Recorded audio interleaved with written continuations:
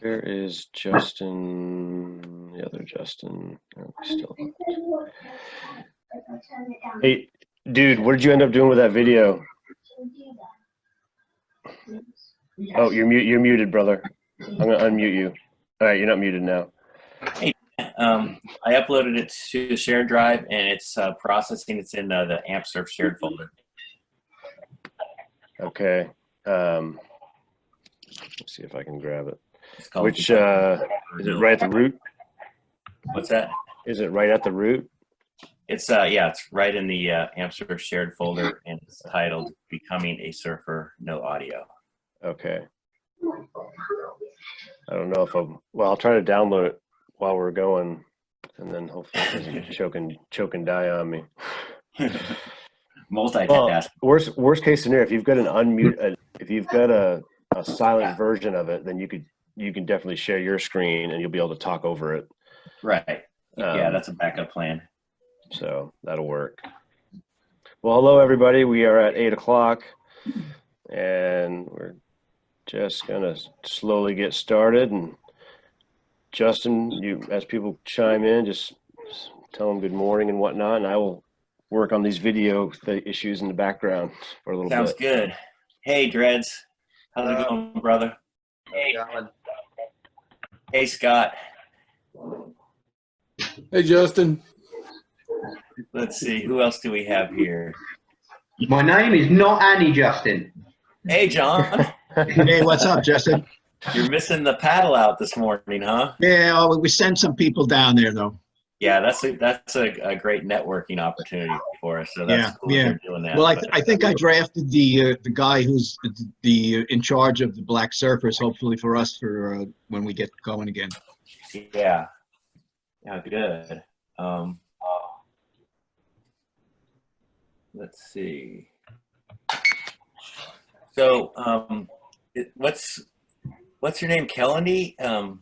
It's actually my name is Kelly. I didn't update it on the way in. That's my Facebook name. Hey, Kelly, you look like you're in a great, warm, tropical environment there. Right? Where are you joining us from? Where are you joining us from, Kelly? Chicopee, Mass. It's out west. Oh, wow. Awesome. Hey, John. I'm going to mute myself and let you guys talk because my buddy's probably having trouble getting in. Chicopee, I'm in Westfield. Oh, nice. Hey. Hi, neighbor. Hi, guys. Judy from Boston. How are you? Hey, Hi, Judy. So what I'd like to do Posey How are you? from Boston. is water. Randy from Quincy. Randy. What I'd like to do, maybe you Not can really hit from Quincy. first so I see. Maybe this way I can edit a little bit. What? Scott from New Hampshire. We're gonna go on this. He's doing it by chapters. This is the Northeast chapter today. Hi, Scott. Hey, Posey. And I think we're gonna be. My name's not Annie, as it says on the screen. I'm Pegleg, and I'm from the UK. Peg is our first speaker of the day. And hey, just a quick note, John. So all these clinics, everybody, no matter where we're at, and yes, this was originally a New England clinic, and we're probably going to have a majority of New England folks on here. But you know, one of the beauties of going virtual is that you can be anywhere. I.e., you know, Peg's in the UK, and we've got people signed up to be on this all the way from New Zealand. And so, yes, even though on our official schedule, the physical locations may be at the New York chapter or the New England chapter, California, wherever, anyone from anywhere can be a part of it. And so that's awesome that we can be, share all this with everyone from all over. So I'm so stoked on that. Brad promised me he was going to jump on, but it's 6 a.m. in Utah. Yeah, he signed up, so hopefully he jumps on. He said this will be his first Zoom. Oh, yeah. Well, yeah, you know, Brad, he's a little tech challenge. That's right. He's special forces. He can do it. I saw Brad's name. Brad's name popped up already. Oh, he's on? Yeah. I'm not really somewhere. Wearing his New York Yankees hat. Thank you. Oh, there he is. Brad, you're still muted, so if you want to chime in, just unmute. Dana. Yeah. I Who's just that? saw Ian yesterday. He said to give you his best. Oh, outstanding. That's awesome, Judy. That's Posey. That was Posey. That was Oh, Posey. Posey. Sorry. I don't have so that I can. Southie accent. I don't have the Southie accent like. Oh. I can only see 6 people at a time. That's all I can see too. Yeah, I'm only getting 6. I can't see any. So I had to no- expand mine. If you drag the well, I'm corner, trying- then you can yeah, see I'm everybody. trying to do like 5 things, but you can't see me doing, so I can't. Yep. If I expand it, I can't do anything else. So, but I see we have 27 people on so far, so that's great. That is absolutely phenomenal. I love it.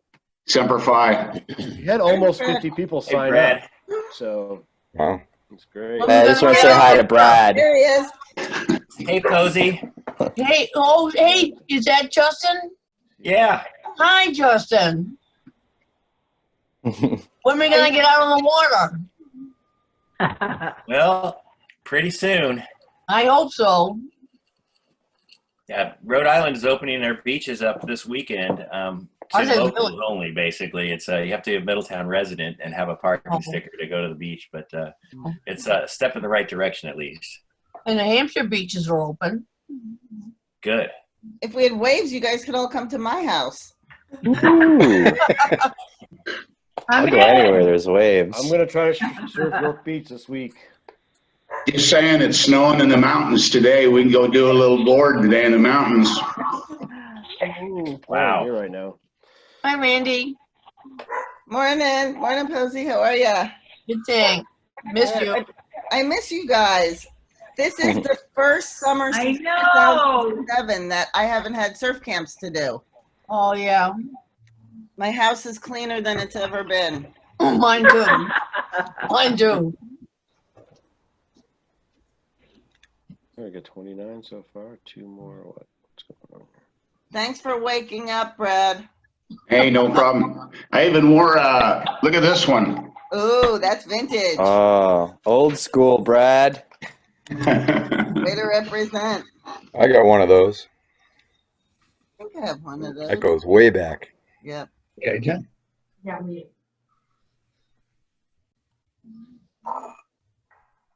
Got my gear on.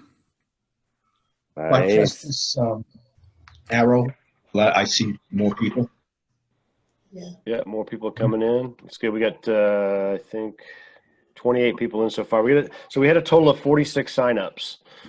So hopefully, and that's the great thing too about this is that everybody can you can come and go as you please. So you got to go, take care of something, make a lunch wherever you're at. You can take a break. I'm off surfing. Go do that. Go out, paddle out for a 15-minute heat, catch your best 2 waves, come back, and we'll still be here. Yeah. Probably everyone's going to do that while I speak so that they can. That's one thing is we've got better people to speak than me on this. So. Hey, Doug, John. Hi, John. How are you, my friend? I'm good, thanks, and you? Good, thanks. Having a good time now that you're keeping Dana up on the East Coast. Not in LA. I'm going to call you over the weekend for a little advice, okay? Of course, no problem. Good, thanks. Pleasure. How's everybody doing today? Good. Good to see you, man. Hey, Bill.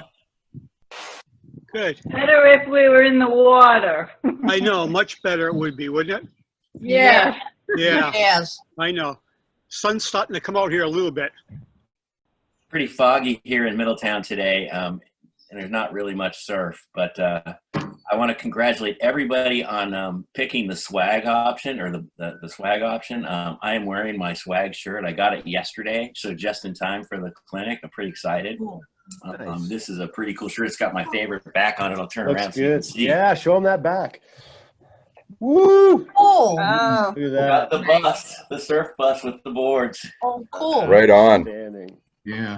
I'm waiting for mine. I cannot wait. Yeah. It's a good Yeah, shirt. Very nice. Oh, I look at got that, Bill. one. Nice Bill's shirt, got buddy. it, yeah. Yeah. Oh, yeah. Yeah. Got it Justin, on. I got one of those shirts too. My buddy Dean McLean was out at the competition in San Diego. Picked one up for me. Nice. Cool. Does it say anything on the front? Does it say anything on the front? Yeah, Yeah, it's got the the ISA logo on the front. Cool. Share that. Hi, Rob. Hello.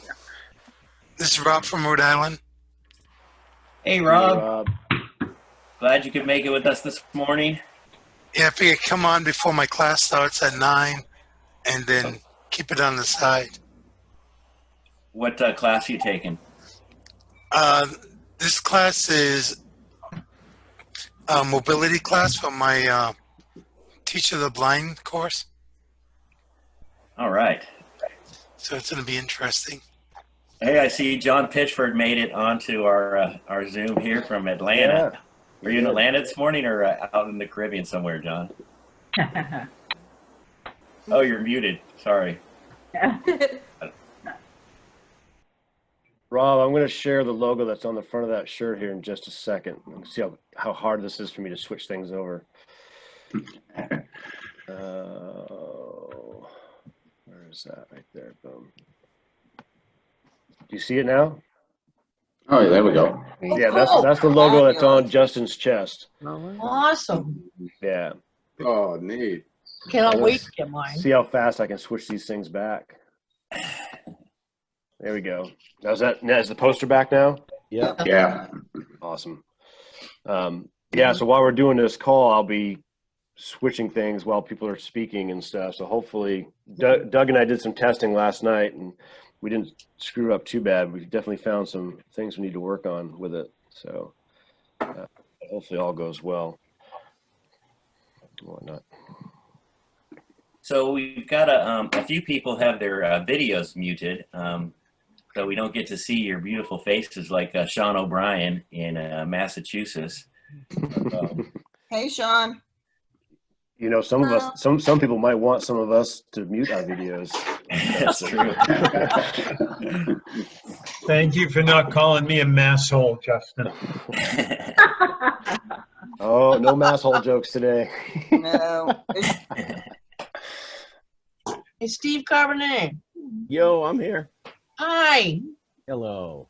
Oh, my buddy just brought me breakfast. He's the man. Thanks, brother. Where's mine? You got to come up to Maine. Are you in Maine? Let's go surfing, dude. I'll meet you up in York. All right. Get there in about 4.5 hours.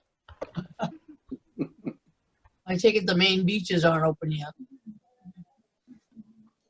No. They're open only to residents. Yeah, I heard that they're open, but they probably won't Yeah. be on them. Right. They open up Monday to everybody. Well, they do, then why aren't we out there? I know. Now, I only can see 4 people. Is that everybody? No, we've got 30 plus on right now.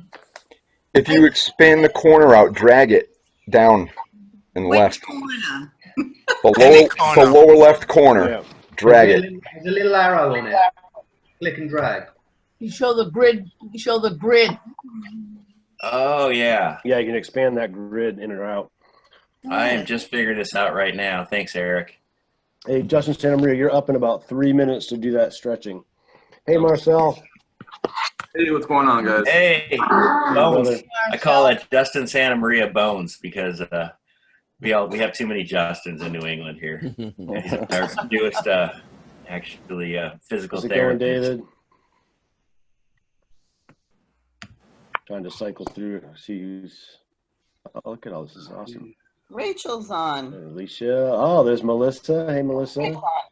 Pickford. Hi, Melissa. Good morning. I just missed somebody. Whoops, who was that? Hey, Marcel. Good Hey, morning. Ellen. Morning. Ellen, so good to see you. Oh, she's sporting the swag too. We love it. Outstanding. Absolutely outstanding. Justin Santa Maria, man, you cut your hair? Sean, Fran, Russ, you guys are video muted and audio muted. Graduated, you gotta look professional now. Oh, Sarah's here. I see Sarah's spot. Hey, we got to thank Sarah. She's up at 5 a.m. to join us for this. Wow. I am too. Anna, where are you located right now? I'm up in Maine right now. Oh, that's right. Yeah. I'm out here for 3 weeks. I'm hoping to come down south and at some point catch some surf, but I'm told I have to isolate for 14 days, so I'm isolating at the fishing holes in the lakes where I'm at. Best way to do it. Yeah, it's tough, but got to do what you got to do. You can isolate at the beach, right? Yeah, that's what I'm hoping to do, some isolation at York here at some point. If all goes well. We can stay 6 feet apart on the boards. Yeah, easily enough. We've actually Boards are like 18 feet long anyways. Yeah, we put together COVID-19 procedures and everything to do the clinics. If you guys, you don't have to do it right now, but if you just go to the website, right underneath on the main page under the poster is the COVID-19 information image. If you just click on that, it'll take you to the our new COVID-19 policies and procedures and how we're going to handle things as we can. So when you get a chance, you feel free to check that out. So when's the first in-person clinic, Dana? Well, we don't know right now. Right now, I just got word Friday that they're not going to allow us to do our July events in California either. Oh. So we know New England, New York, and California are shut down for July. The good news is that Oregon is actually willing to allow us to do the events. Just they want us to break them out over 3 to 4 days and have no more than 10 people at a time meeting on the beach together. Near your location. So, so hopefully we can get something going in Oregon in July, and then hopefully everywhere by August. So, Doug and I are working on a plan for Oregon right now. So we are at 8:15, and that is our time that Justin is supposed to be set up to lead us in some morning stretching. So grab some space around you there, and we will turn this over to Justin to lead our morning stretch for the first about 10 minutes. Justin, are you ready to go, brother? Yeah, does this microphone sound okay? Yeah, you sound great. I'm trying to find you on here. If you need to share your screen, you can share the screen, I believe. I don't know. Should be okay without it. Thank you, though. Whatever you got to do. Yeah. So I just wanted to start with some deep breathing, because once we get in that rhythm, we can use it through all the stretches afterwards to make those stretches a little bit better. So let's just take a minute to take some the video turned off. Through the nose, about 5 seconds in, hold, and like 5 seconds out. Just some nice big deep breaths.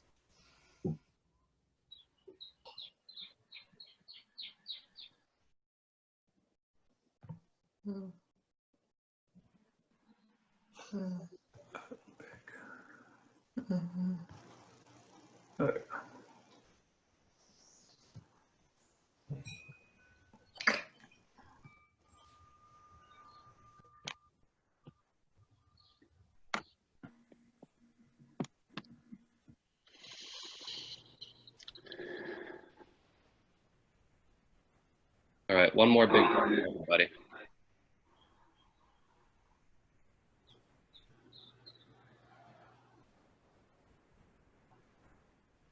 And the goal there is relaxation, not putting everybody in California back to sleep. So hope you have your coffee. Just want to tilt your head to the side now until you feel a little bit of a stretch. Once you're there, if you're comfortable with it, you can pull just a little bit more like that. It shouldn't be painful, but it should be a comfortable stretch. Hold for about 30 seconds.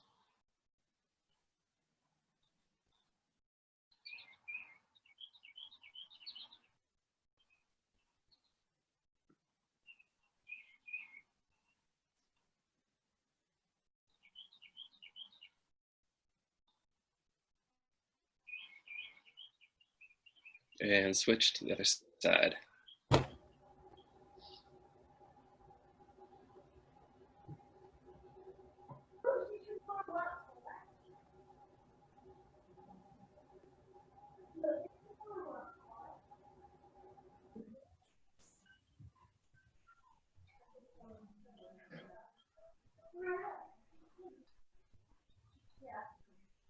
All right, back up to the middle. This one's going to be similar, but you'll feel it in a little different spot. So I kind of want you to take your chin and bring it down towards your collarbone like that. You should feel the stretch kind of through the back of your neck through here. And you can give a little bit of a pull on that one too.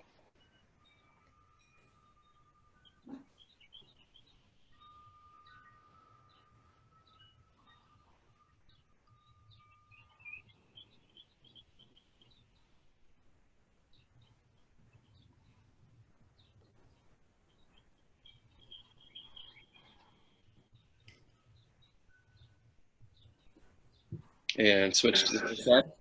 I'd encourage those nice deep breaths throughout all these stretches.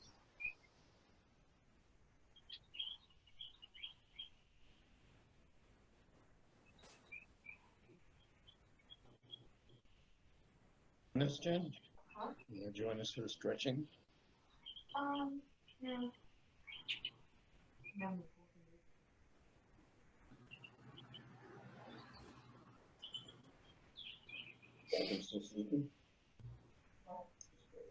All right. Now that some of those muscles are stretched out, let's just get some gentle motion going. Let's do some circles in one direction with the neck like that.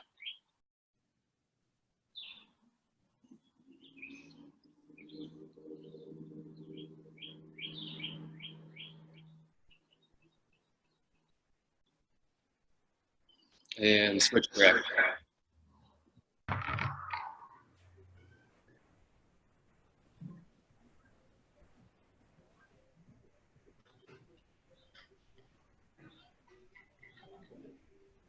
All right. Let's do some arm circles in a backwards direction, if you have room to do that.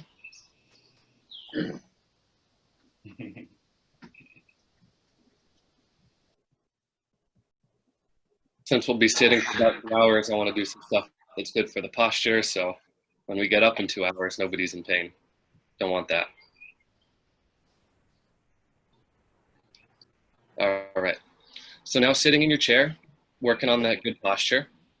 A lot of people think just kind of sticking the chest out will get you that good posture, but we want to start from the hips. So try and sit up straight by rolling your hips forwards. Let that motion come from your hips. We'll do that like 10 times.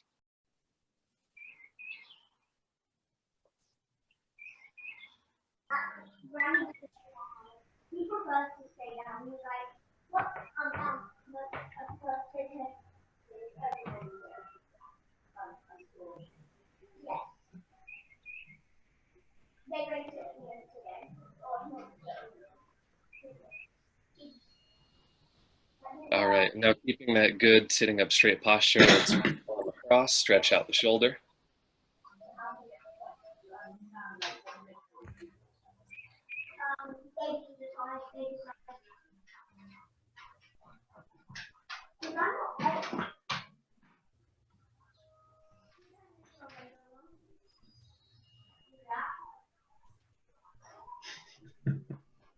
And let's switch it over to the other side.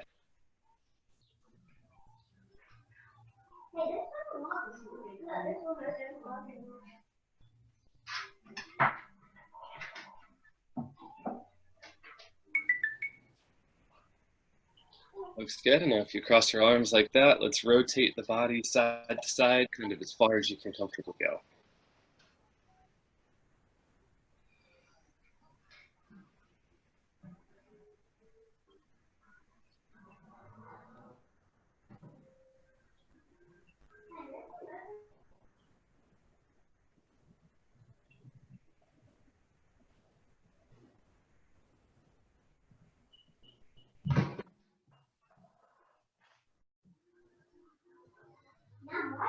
All right, and now I want you to think about squeezing the shoulder blades together. So get that good posture with your hips and then squeeze those shoulder blades. Keep the shoulders down. Hold that for a couple seconds. We'll do a few of them.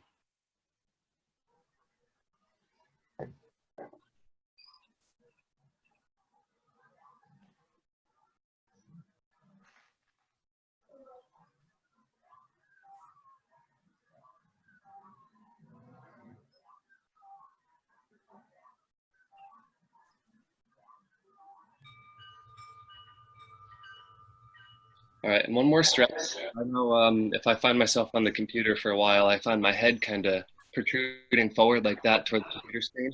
So let's try and do the opposite and make a nice double chin like that. You may feel a stretch kind of on the back of your neck. Let's just do a couple of those, hold for about 10 seconds each time. Make your best double chin, basically.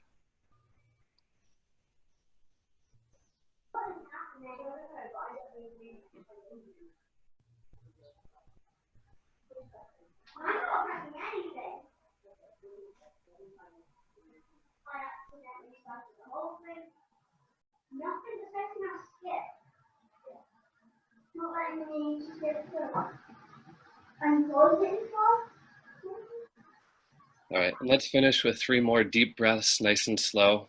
Let's take about 5 seconds in, 5 seconds out with those breaths.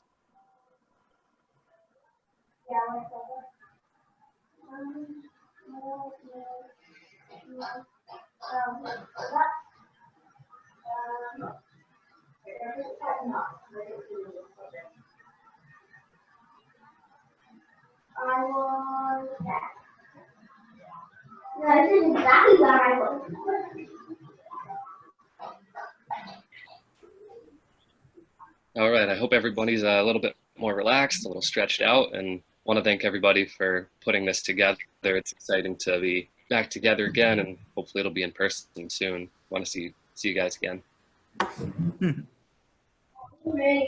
Thanks, Justin. Thanks, Justin. Thanks, Bones. Thank you. Thank you. Thanks, Doc. The good thing about the triple chin, you can't see it with the beard. It was good.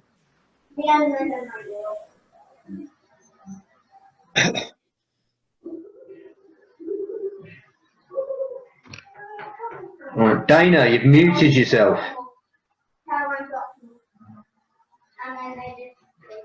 All right. See, I was doing what I was supposed to be doing.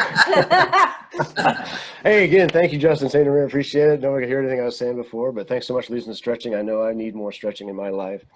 So we're going to transition now to our first speaker in just a couple minutes. So everybody take a couple seconds, say thank you to Justin, and then in about 3 minutes, we'll transition over to Peg. Thanks again.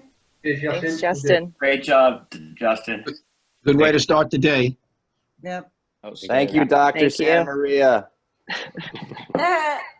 Yes, and for those of you who don't know, and I should have had this in the script, Justin is our East Coast PT instructor guy, and he's officially, when he tells you how to stretch, he absolutely knows what he's doing, and so heed his words. And I want to congratulate my buddy David Coughlin. He's in this chat too. We just graduated together, so he's come to a lot. Nice, David. Yeah, buddy. Congratulations, you guys. That's awesome. That is awesome. Way to go. Keep to work. Way to go. I just want to shout out Ellen Corindia's on. Yeah. Yeah. Ellen. That's outstanding. So so we're about 3 minutes ahead of schedule. So again, yeah, everybody, if you could just mute your on the Zoom so that when Doug and Peg come on, they can speak. And I'm going to put up a video of it's just basically a photo montage of waves and stuff that Peg has ridden and at different events and stuff like that. So hopefully everybody enjoys it.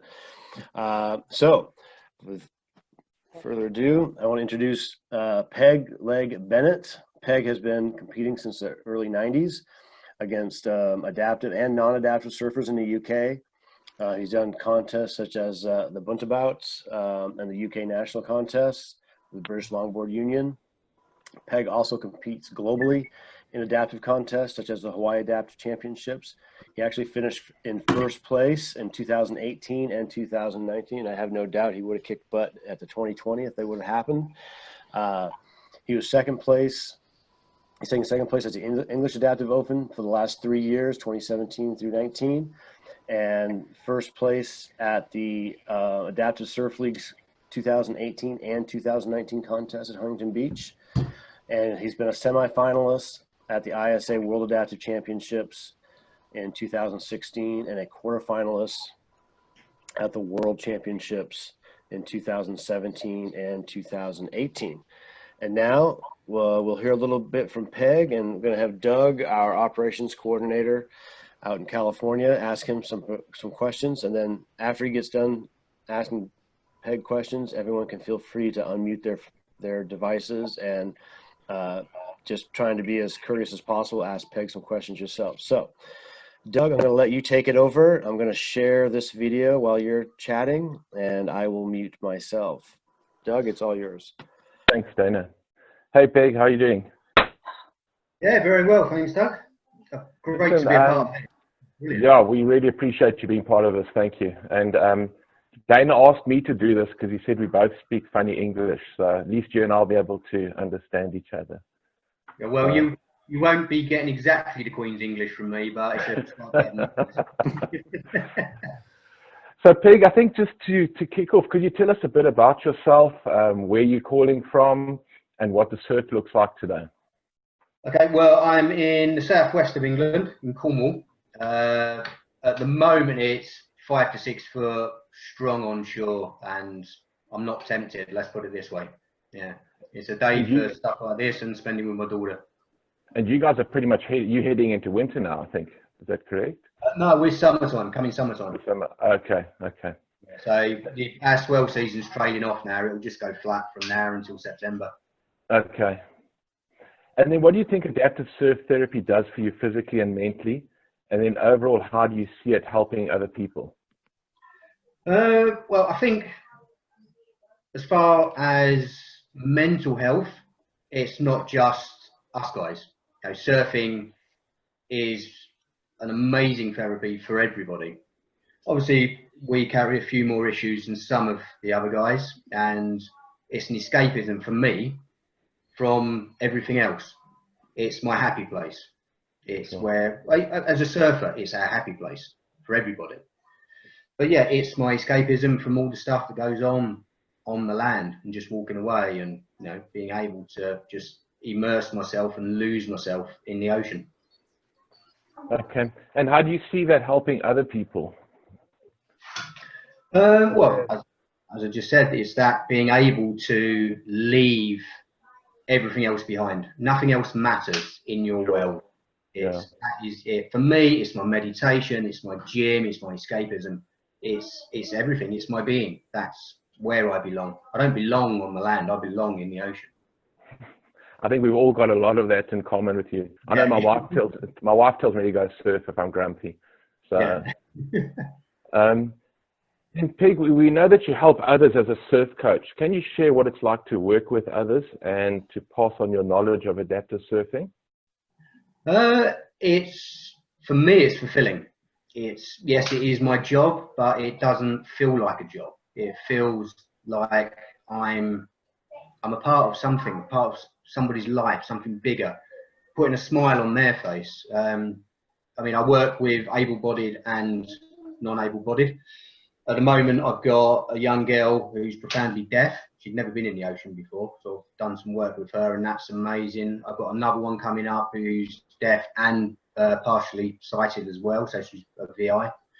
And yeah, just seeing their emotions, their reactions in the ocean, for me, that's it. I do get paid, but I don't need to be. That's my payment. And being able to pass my knowledge on and progress them sort of quicker than they would if they were out there on their own or with their family it's fantastic. It means a lot. Yeah. And what I've noticed, the whole adaptive surfing community are such a tight group of men and ladies, and they're really good bunch of people. It's an extended family. Yeah. It is, yeah. And everybody's there for everybody. It's, like you said, there's a lot of us that have been surfing for a long time. I mean, obviously there's guys, well, myself and a few of us are congenital. So I was born this way. I didn't adapt to surfing. I learned to surf.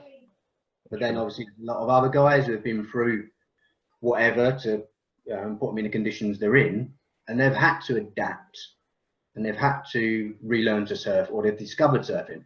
But being able to take, hopefully, information from us guys that have been surfing all our life in the conditions we're in, if that can progress faster and make life easier, then yeah, that's what the family's for. That's what we do. That's fantastic. And just to see the guys together, I mean, a lot of the guys hadn't seen each other for a couple of months, maybe even a year. And then when they get together at the contest, it's like you've just never been apart. It's a very close bunch of people. Yeah, we are. It's like I say, it's like family coming back together at all the contests. Yeah. There's And on top of it, social media, but yeah, we are a big family. Yeah, and very humble. I mean, everyone in that crew is just so humble and just appreciates life. I think that's one of the biggest things that got to me. Yeah, and that's it. We've, in our own ways, lost a lot of stuff and survived a lot of stuff. And yeah, we do have an appreciation of life, friendship, and just being able to enjoy what we want to enjoy with no boundaries. And there's people there to support us to do what we want to do. Yeah. Something that I've always enjoyed, and I mean, I'd like to hear a lot more about it, is your big wave surfing. Yeah, I think a lot of us are terrified of big waves, but the fact that you've surfed some of these big wave spots, I think we'd all appreciate hearing a bit more about that and what you put into it, what training you go through, and what it's like on the day. I do tend to like it more on the chunky side. Yeah. This year, I suppose the biggest surf I've had, I went down to Nazaré. I was out the day before they started the WSL tow competition, and yeah, that was a humbling experience. It's the biggest I've ever been out there, and that was very humbling. Yeah, just that wave is just phenomenal. The power in it, the thickness of it, it's a freight train. It's crazy place. For me, I don't know, it's almost, again, like I was saying earlier about meditation, but for me, that's where I kind of really hit my peak, I suppose. I am scared when I'm out there. I'm not going to say I'm not. I'm on all 5 of my toes, sort of being careful. But I like to feel in control of the situation. For me, that's what it's about. In control of myself. Obviously, you're never in control of the ocean. Sure. Yeah, and surfing for me, I mean, I'm not a ripper. I never have been. I never will be. I just always liked a big drop and a long, fast wall. For me, that's the ultimate in surfing. It's as big a drop as I can get and as fast a long wall as I can get. That's what I like to do. Yeah, I surf the small stuff as well because I just love being in the ocean. But 10 foot and upwards is when I kind of go, yeah, this is where I feel like I should be. Then you feel happy. Okay. Yeah. Okay, Peg. I think that's all the questions that we have for you at the moment.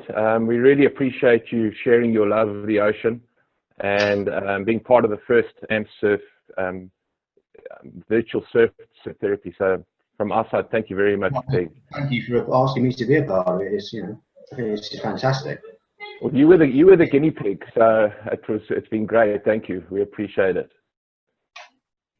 Yeah, Peg, thanks so much for being up on here, being our first one, and so that's a tough spot to fill, and so I'm stoked. Yeah, I wasn't sure what to expect. I've never done one of these in my life, so well, we're all sorry for kind of stumbling over a few words and what have you, but no, it was great, Peg. Very good, thank you. Yeah.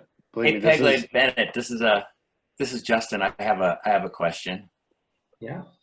So first of all, I'm totally impressed. I mean, you're one of my new heroes. Those are some huge waves in the pictures of you, and I am terrified in big surf. And I really admire people that can ride big surf, but you tackling it with a disability is just amazing. I have tried to do some tow and surfing before, and you know the guys make it look so easy, coordinating with the jet skis and getting towed into some big waves. And the only time I've ever tried it, I found out that it is way, way, way harder than it looks. Every single thing about it is like very dangerous and scary, and it's super hard. So, what have you had any experience with tow and surfing? No, I've never towed.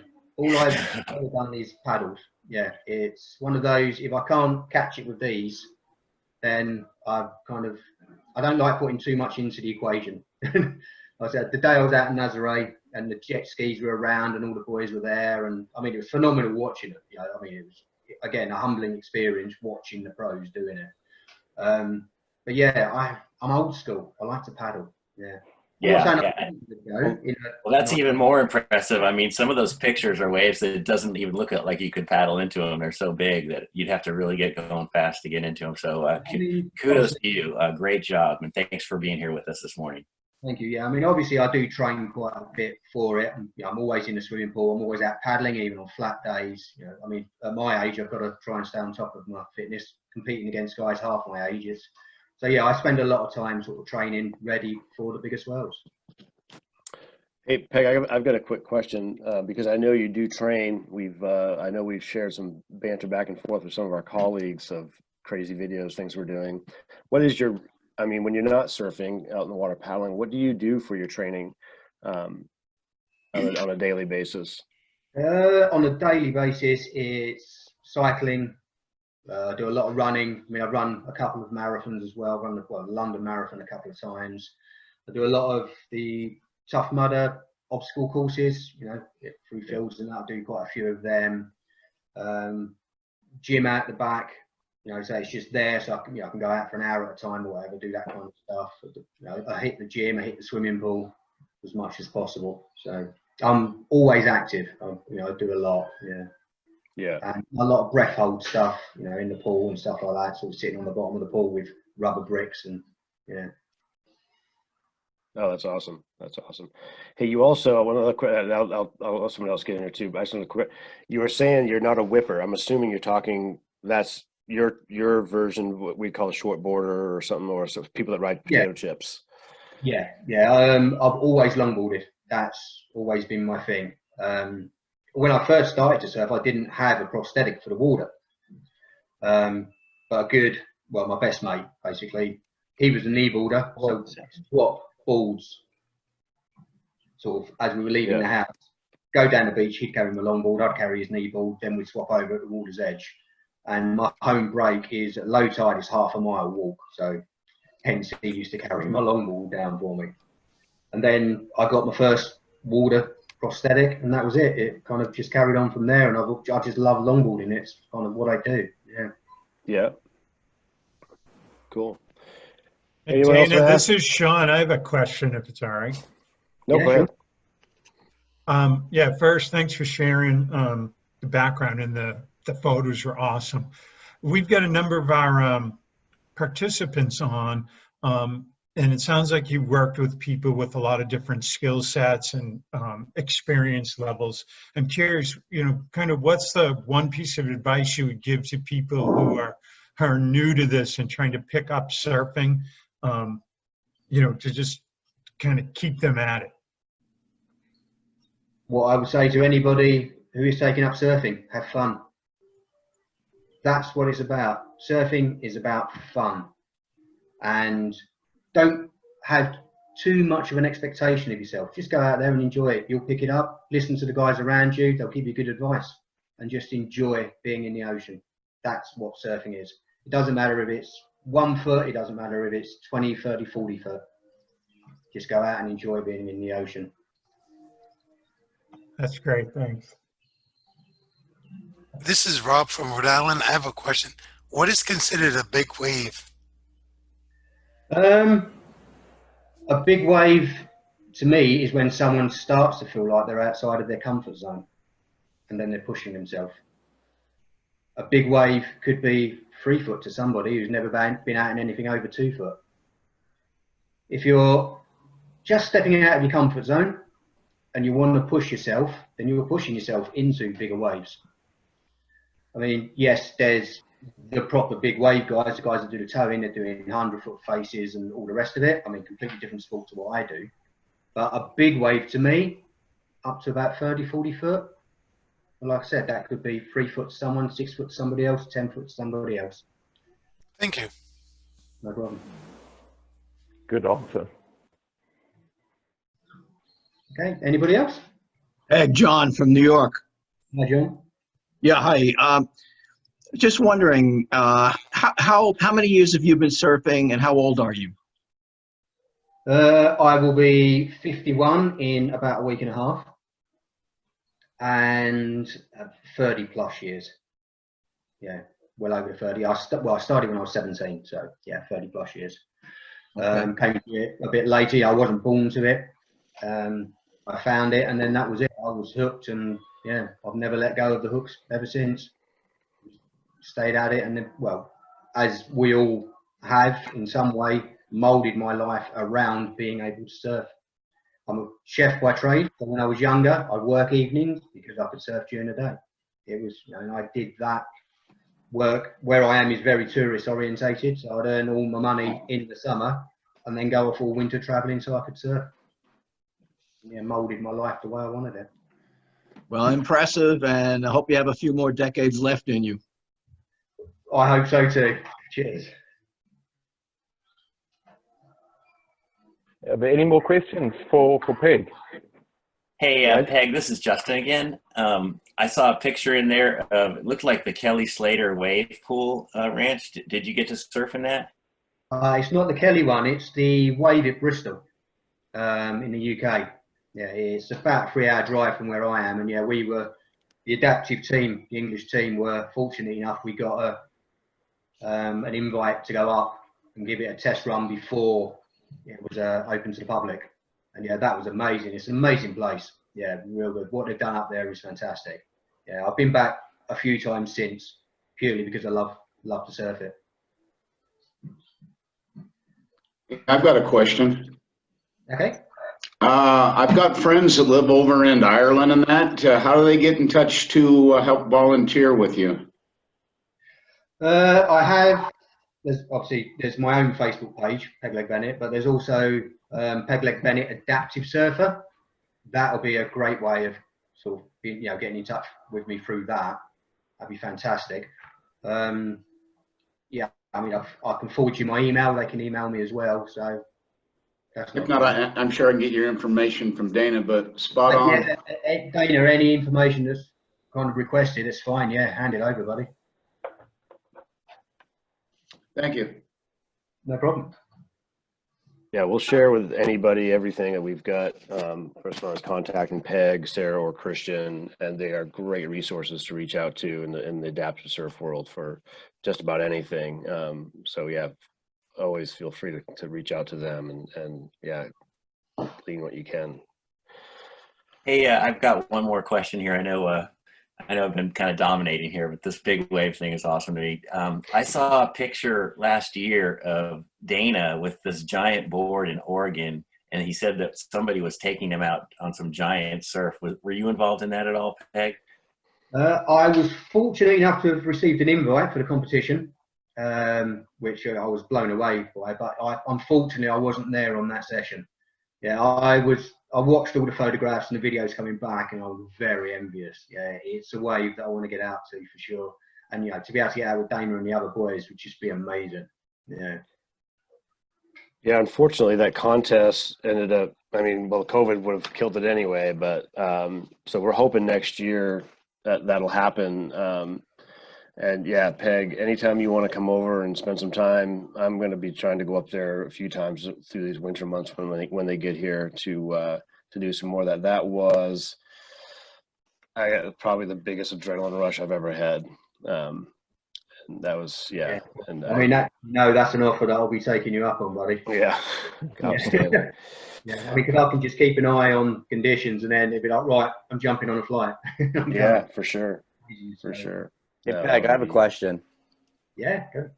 So, for me, when I think of waves, I always have these notable ones. Not necessarily your favorite, but like, what's a pinnacle wave for you? Like that super steep drop, something that you really remember throughout your life and surfing.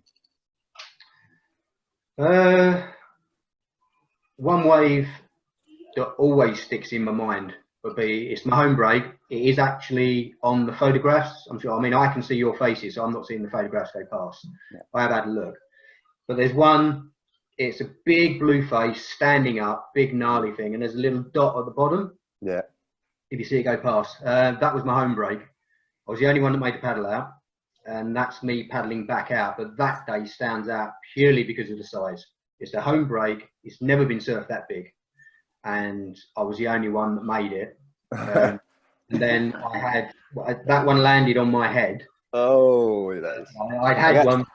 You got goosebumps, man. Goosebumps.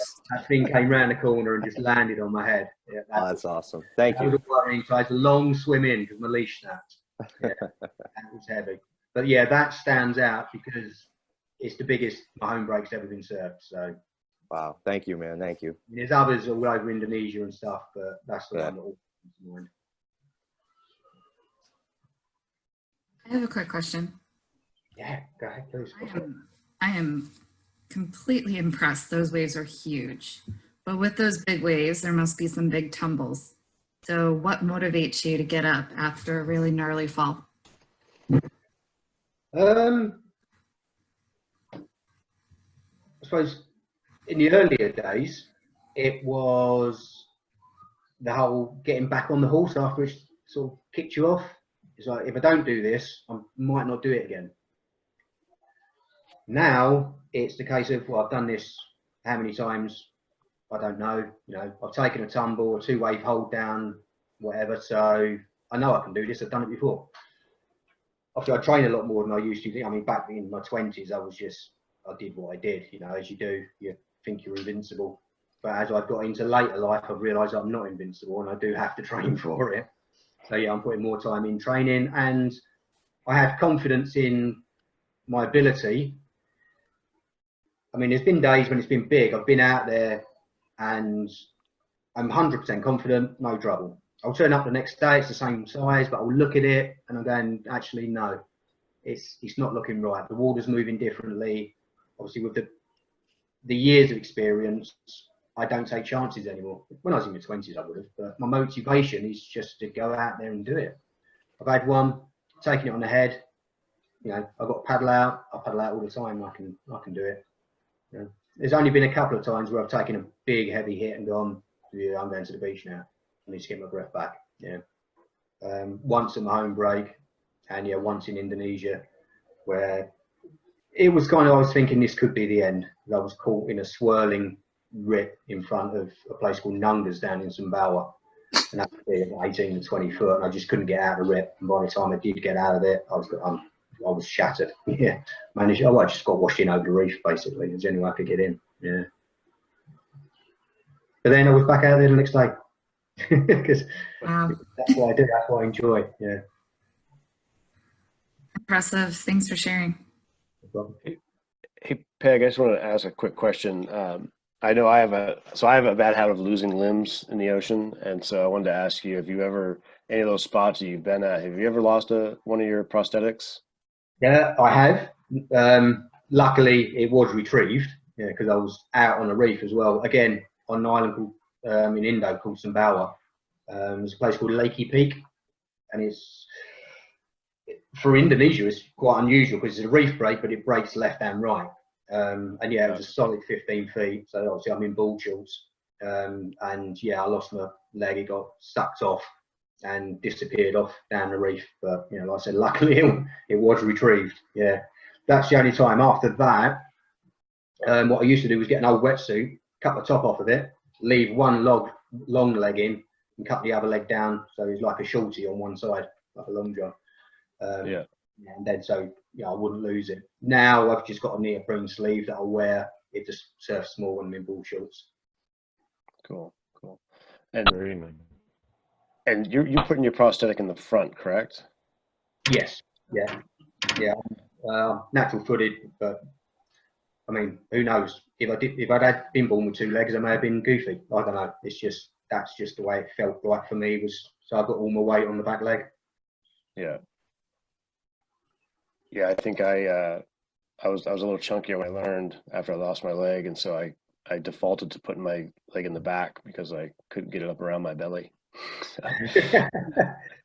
Okay. Well, I mean, there are certain techniques for the larger guy or girl that can be used to actually get that front leg through. So yeah, it's one of the techniques I use when I'm sort of giving instruction to people if they're a bit on the larger side, that you can actually get your leg through rather than swinging it around. Is that something you could actually describe real quick? Because because I know it's an issue that, I mean, it's not only me, there's many people that have the same type of issue with it. That'd be great to hear how you do that. So with your basic pop up, you see when you're pushing, and let's say you're a natural, so it's your left leg. As you're doing it, you'll swing it out a bit, won't you? As you come up, as you're pushing up, your leg will swing out and come round. So what you do is, when you're pushing up, as if you're in a, I mean, you can practice on the floor slowly, pushing up, but then twist on, you're pushing up, you're twisting, yeah, twist your hips, so you're taking your weight on your right foot. So as you're pushing up and you start slipping, that will create more room underneath, and you can actually bring your leg up and through, rather than doing the swing. Okay. Yeah.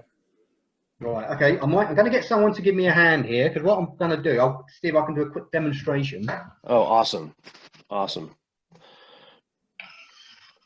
So what I'm going to, we'll put up the technical screen like when the TV messes up while you set up. I'm going to see if I can get the camera to actually point at the floor. Yeah, that's good. That's there at the floor.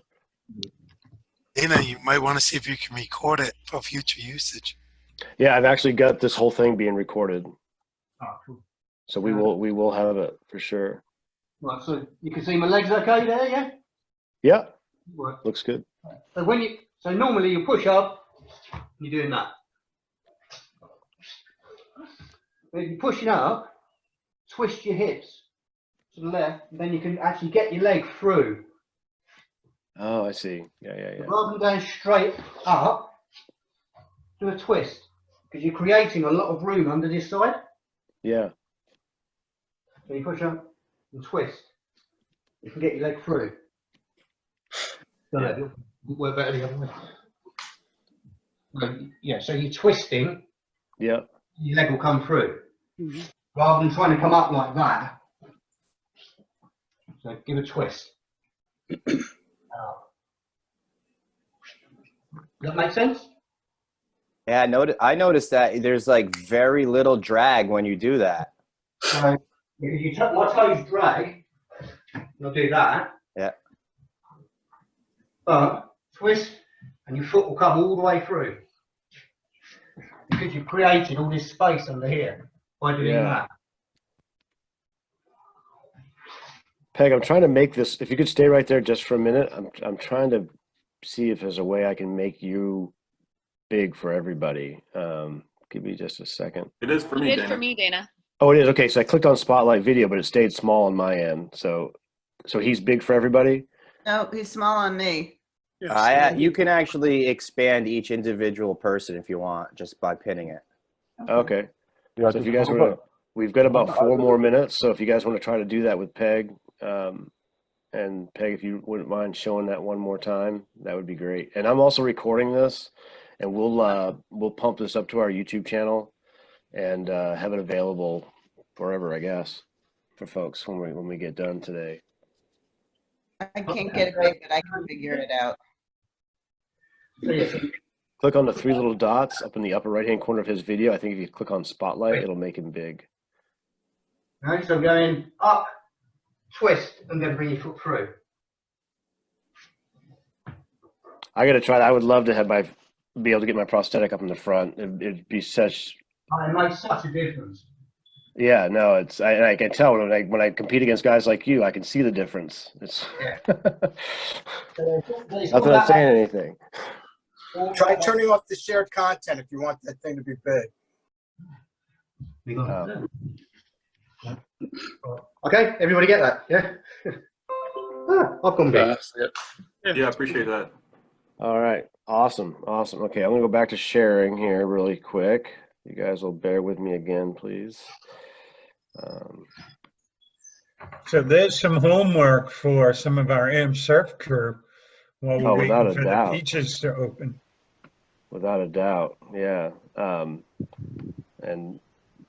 I know I'm gonna start. I mean, I do every morning. I do 10 pop-ups so I keep everything, my brain wired right, and so I can start working that into that routine. And just watching that, Peg, it looked like for you it looked unconscious, but you really have to pay attention to keeping kind of the weight distributed between the two front arms so the board stays level. Yeah, it's got to be an even push. Otherwise, obviously, you're going to be going down and digging your rail on one side. We find a lot of people will hold the rails when they're pushing up. Get your hands flat. You get a much more even push when you're pushing flat rather than holding the rails. And like Dana just said, I assume you must coach your students, the people that you work with, like for pop-ups, to work on that at home, right? That the time to practice that isn't out on the board. No. A bit of advice I tend to give to a lot of people will be take the fins out of your surfboard and put it on the bed. Because you've got the movement of the mattress as well. So you're sort of simulating being in the ocean because it is moving. But obviously you're in a safer area. Yeah. Well, yeah, if you fall, you can just bounce off the mattress. Bounce off the mattress, yeah. I see Bill's online now ordering a water bed so he can start. Yeah. Oh, that's what we all need, water beds. Double king water beds. That would serve it really well. Hey, Peg, When you fall, don't clear the bed. Hey, Peg, this is Sarah. Do you modify your board at all? Hi, Sarah. No, I've got a really good shaper, and we surf a lot together anyway. So he sort of has a look at what I'm doing, and yeah, he'll shape it to me, but it's not a modified board. I mean, a lot of the times I come to Hawaii, to save money and hassle, I tend to just hire a board or borrow a board when I'm out there for the competitions and stuff like that. I surf sort of any longboards really. Shortest board I've got is 7.4, which I've started using for competitions, but I'm a longboarder. That's what I love. Yeah. Cool. Hey, Dana and Peg, can you guys hear me? Yep. Hey, it's John from Atlanta. I just wanted to throw out a question that might be applicable to a lot of people. As I'm getting older, balance is becoming more of an issue, and I don't get to surf very often because I don't live on the ocean. So I'm wondering if you guys, you adaptive surfers especially, have any particular training or techniques that you use to work on your balance. An Indo ball is a good one. Don't know if you've got them over there. They're great for your balance. So I don't know. Do you know what an Indo board is? Yeah, I do have. I've seen one of those before. Okay, yeah. I mean, they're great. Be wary when you first start because they are easy to lose control of, and you will end up on your butt, or hopefully not worse than that. But yeah, they're great. Just not, with that, like I said, take it slow with them. I mean, yoga, great one for your balance. If you practice some yoga, doesn't got to be anything too strenuous, but yeah, balance-wise, really does help. And as I'm getting into later life, that's the kind of stuff I'm taking up more and more, to keep me kind of where I want to be. I know. Yeah, good.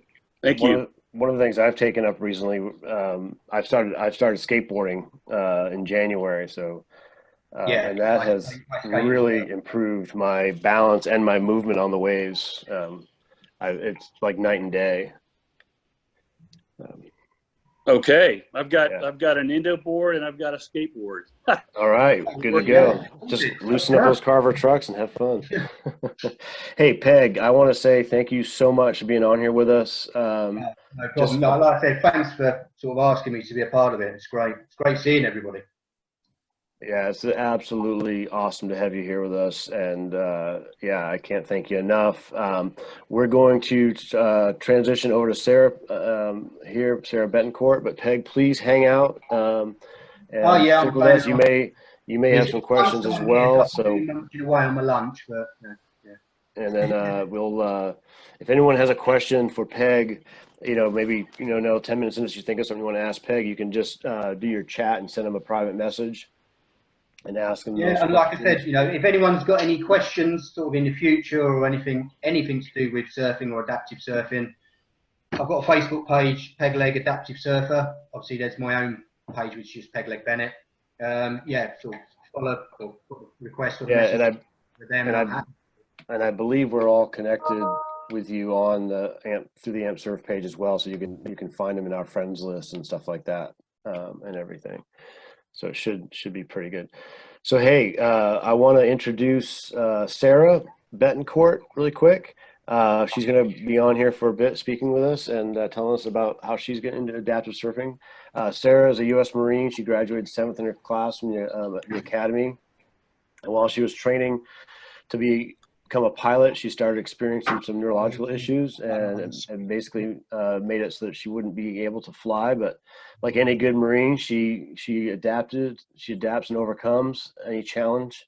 And so she started playing hockey again and surfing again after she had that experience. In 2016, Sarah was named the USA Hockey Disabled Athlete of the Year, and she was a member of the 2018 gold medal team for parasurfing. And this last year, and then she earned a silver medal and a gold medal at that event. And then in 2019, she also received a silver medal at the Parasurfing Nationals, and was again maintained her membership on Team USA. And then she won gold just recently in March at the 2020 AmpSurf ISA Parasurfing Championships. All this, and she's raising 2 absolutely adorable kids. Her husband is a rock star also, Matt. And I just can't thank her enough for being here. And Sarah, we just feel very honored to have you here with us. And then we're going to have our man Dreads, Justin Lepore, is going to ask you some questions. And while he's asking you that, I am going to switch screens and put up some clips of you doing your thing, both in the water and on the ice. And hopefully this goes flawlessly. So, Justin, you want to take it over? Yeah, just do a little sound check here for everybody. We good? Yeah, all good. All Thank right. you, Raina. Appreciate it. Hey, Sarah. I'm Justin. People call me Dreads. Dreads. Nice to meet you. I got some stuff here for you. So, first and foremost, thank you so much for your service. Super important to say. Semper Fi. Semper Fi. Right. How does it? Yeah. How does it feel to be representing your country again now as a member of Team USA?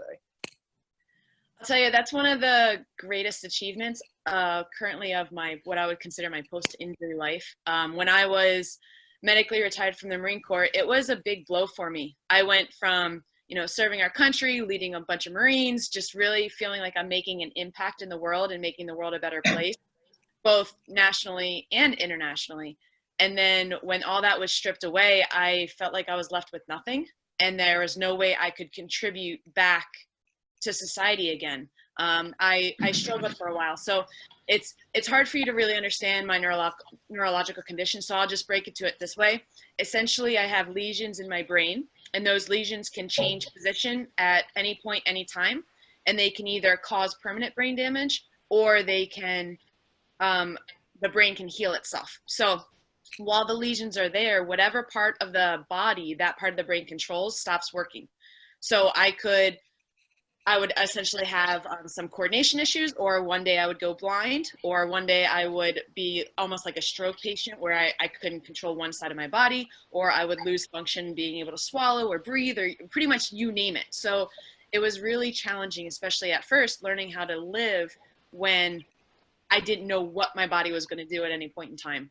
Thankfully, things have plateaued, and so now my lesions aren't coming and going as quickly. I've also learned how to deal with it with lifestyle management, which includes surfing, I will say.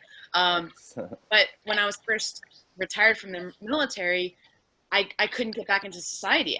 Everything I applied for, whether it was to get a job or to volunteer somewhere or to go back to school, they said I was too much of a liability because they didn't know what was going to happen to me. I was having seizures. I was passing out.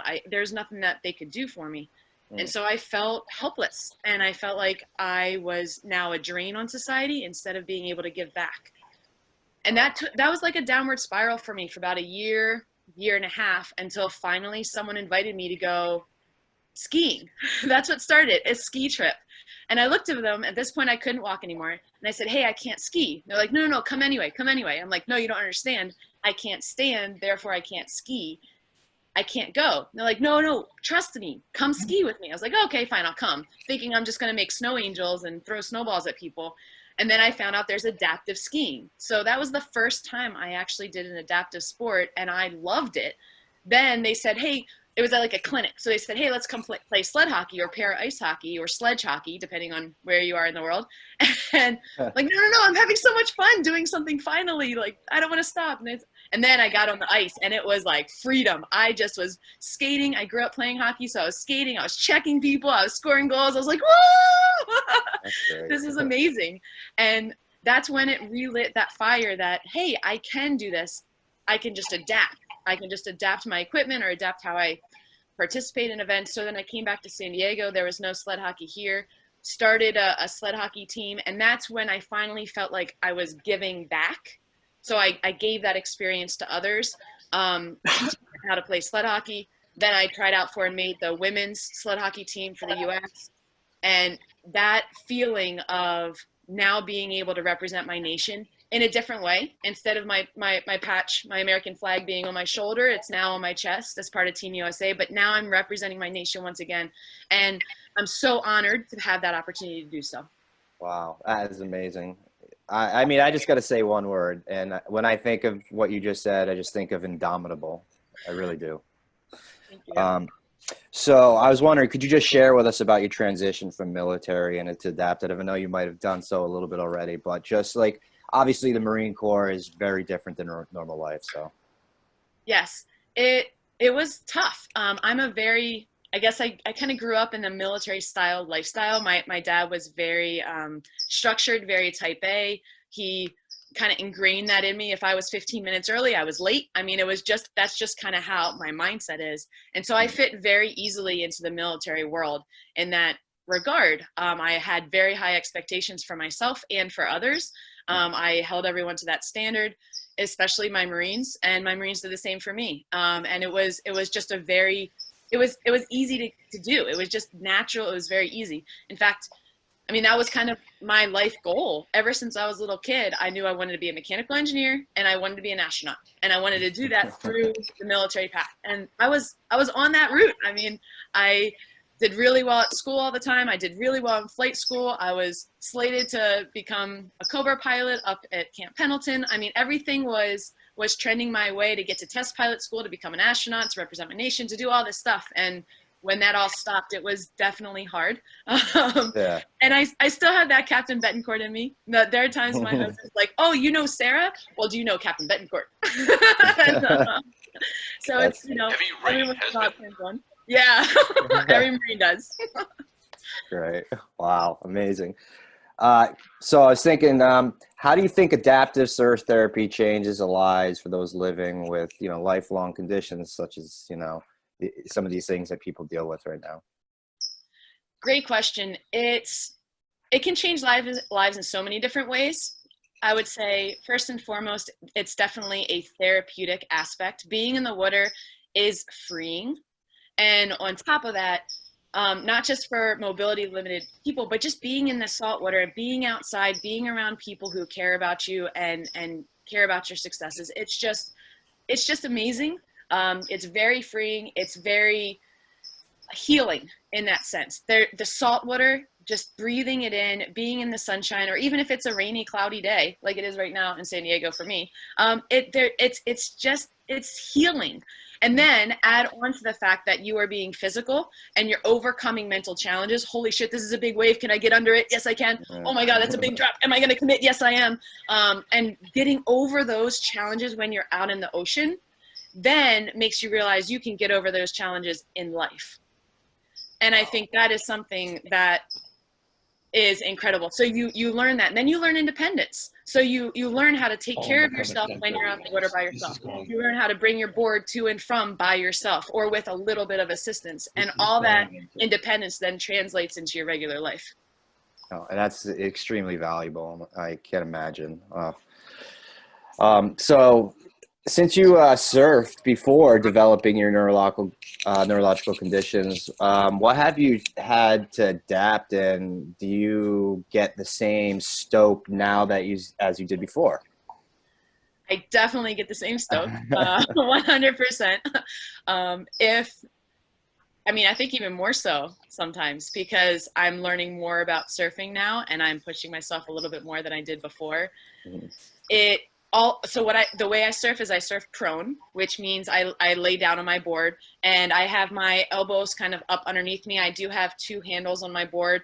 I'm playing around with going to 1 or 2, just kind of adjusting things. And essentially I use my shoulders and my arms as a surfer would their hips. I'm not able to get the real pumping action as you can when you bend your knees and really flex the board, but I am able to do that a little bit by bending my arms and kind of pushing up as much as I can. And I really just angle in and carve. So you know how Peg is the longboarder, likes to be long and smooth and slow? I'm the shortboard ripper. I love shortboarding. I've only shortboarded. And when I first started adaptive surfing, everyone kept giving me these long boards and I'm like, no, I don't like this. I don't like going long, slow, and smooth. I like being able to go wha-pow off the lip and coming back down and doing, figure 8 cutbacks and all this other stuff I'm trying to work on. And so, that's kind of my style. And I really enjoy doing it. I find that for prone, like I said, I have my board here if you want to see. Absolutely. Please. Hold it up. But I have 2 handles up on the front, if you can see that. And then the fins on the back, they're actually moved up rather than where they would normally be farther back, but they've moved them up forward because my center of gravity is different laying down on a board than standing up. So instead of them being pushed by my rear foot, Sarah, can you hold it up again real quick? Oh, yeah. I think I spotlighted you. I don't know. Can everybody see Sarah big? No. Okay, sorry. Give me just a second. I gotta figure it back out again. I did it somehow before. I think I have to stop sharing my screen. Just give me 1 second. I just see Peg big. Yeah, I still see Peg. He's highlighted. Okay. Yeah. Hey, Peg, get out of there. Stop eating lunch. Hold on. Spotlight video. Okay. Is Sarah big now? Yeah. All right. Okay. All right. So here, my board is a 6'2". I want to go smaller, but right now this is good. So there's the handles. So I'm able to, when I'm riding, I'm here and I'm able to really carve and use the handles as an extension of my board. And then on the back, you'll see my fins. Oh, quads. Oh, a quad. I love it. Yeah. So instead of the fins being farther back, where a normal able-bodied would put their foot, my fins are farther forward. Not by a ton, but by enough for me to be able to have my center of gravity when I'm laying on the board, still be able to engage those fins when I want to make a turn or hold a rail or do whatever I need to do. So when you sink a rail, you turn on a dime. I do, which is what I love to do. And that's awesome. The reason why I love this board so much is because it does allow me to turn very quickly. And then I'm able to not only turn, but then I use my head. My head, essentially where my head goes, my board goes. So I look up at the lip, and then before I hit it, I like wind up, and then I wrench back like this and look down where I want to land. And that allows me to get that carving motion, even from laying down prone position. Wow. Oh my God. You live on the face. I love it. Hey, Sarah, give us a quick shout out for the shapers of that board. Oh yeah, this is One More Wave. One More Wave. They are amazing. And they designed this board. I brought in my old board and I told them what I wanted. And that's what's pretty cool about them, is that I said, hey, this is my old board. This is what I love about it. And this is what I wish it did. And they came up with this shape all by themselves. I told them I'm a shortboarder. I want to be able to carve. And at the first time I took it out in the ocean, I was like, this board gets me. I mean, you just have to think. You just have to think and it goes. And it's incredible. So I feel like the only limit is my own creativity. That's amazing. Oh, so hey, being a dual para athlete must be taxing, obviously. I mean, how do you juggle all the training? You got the home life, you're raising 2 great kids. I mean, that's a lot to do. I mean, tell me how you deal with that.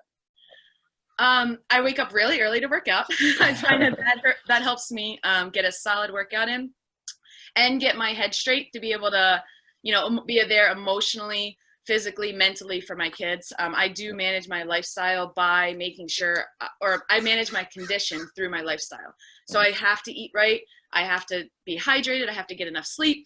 I have to get my workout in, but I have to listen to my body too. So if I'm more tired and I don't have as much energy, I can't push it, because if I do, then I lose the ability to walk or talk or move my arms or move my legs, and I'm just kind of a little lobster, and I can't help anyone that way. Yeah. So it's actually, in my mind, a really great lesson I'm teaching my kids, because I teach them that we have to take care of ourselves before we can take care of others. So I show them, hey, I have to work out. I have to do this to take care of myself, so that way I can then in turn help you. And my kids are great. They see me working out, or they'll see me go to surf or play hockey, and they're like, go get a big wave, mommy, or go score some goals, mommy.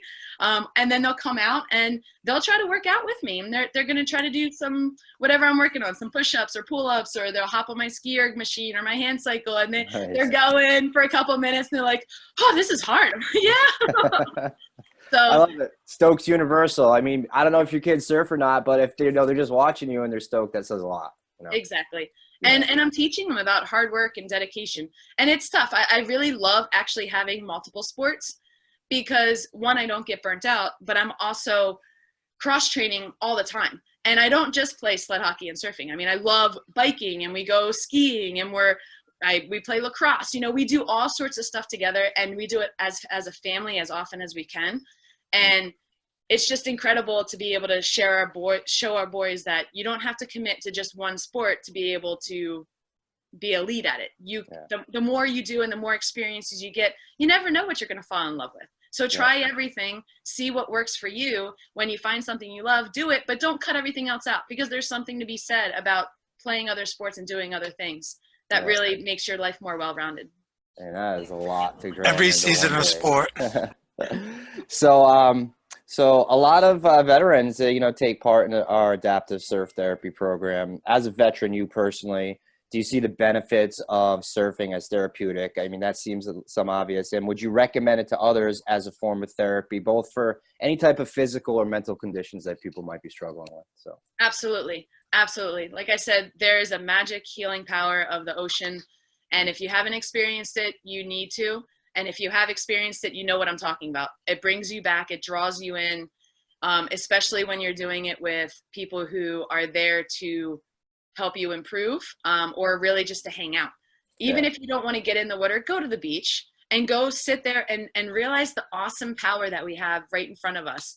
As the waves crash on the ocean, and you see little animals and dolphins and whatever else you're seeing.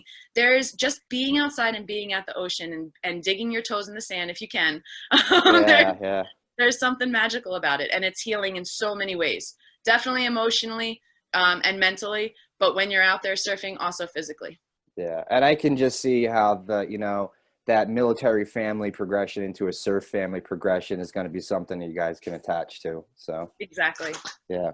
So, hey, Sarah, I wanted to say thanks, for sharing with us, and being part of AmpSurf, this virtual surf therapy event. Semper Fi. And I want to go off script here, because I want a personal question for me. Okay. I just want to know your wave. Because I have these ones, and everybody has these waves, and that's why I wanted to ask Peg. But I also wanted to ask you, what's your wave? What's that super special drop, that tight barrel, that carve? Just give me paint a picture for me. So I like waves around the 5 or 6 foot range. That's kind of my ideal. I'm comfortable, but I'm also like, woo! And I like it kind of like what Peg was saying. He likes a steeper drop. I try not to do airdrop because that does hurt when I land. But I really like that steeper drop where I come in. But I want that face to hold, because I want to do a nice, awesome bottom turn, come up, hit that lip. And then I just love kind of getting some speed and then trying to do some fun maneuvers. I really, really want to do a barrel roll. Nice. I'm waiting for the powerful wave enough that I can try to get a barrel roll in where I kind of roll 360 and land it. Nice. That is kind of, I just love trying new things and trying to push myself and come up with new ways to surf the face. Honestly, I'll tell you, yesterday I went out and we thought it was going to be 3 to 4. That's what the reporter said. We got out and it looked like a lake.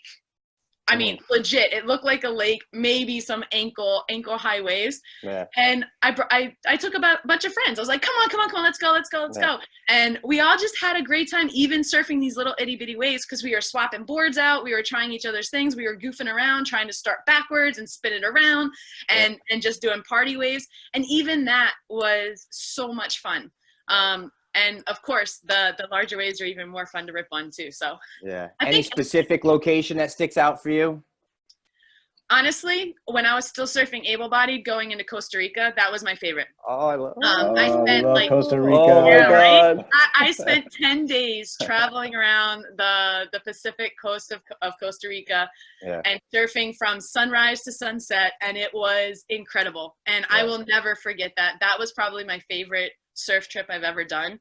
As far as locally, I really like Del Mar because you have a couple of different spots to go to. Oh, Churches and Trestles. Never mind. Churches and Trestles are probably my number one.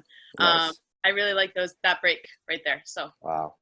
Yeah. Well, hey, Sarah, I just want to say thank you before I let you go. I mean, this was amazing. I love absolutely everything you have to say, and keep doing what you're doing. It looks, you're crushing it out there, and do everything you can to help. And we're all in the same boat here. Peace. Hey, Justin, thanks so much for leading that. And Sarah, can't thank you enough. Everybody, if you want to ask Sarah some questions, we've got about another, I would say, 5 to 7 minutes or so that we can for our next speaker. So go ahead and shoot away. Hey, Sarah. Oh, sorry. Go ahead. Hey, Sarah, it's Justin. I want to, first of all, say you have an amazing story, and it was really great to hear you share that. I've got a lot of similar background to you. I was also a Camp Pendleton skid driver for a while.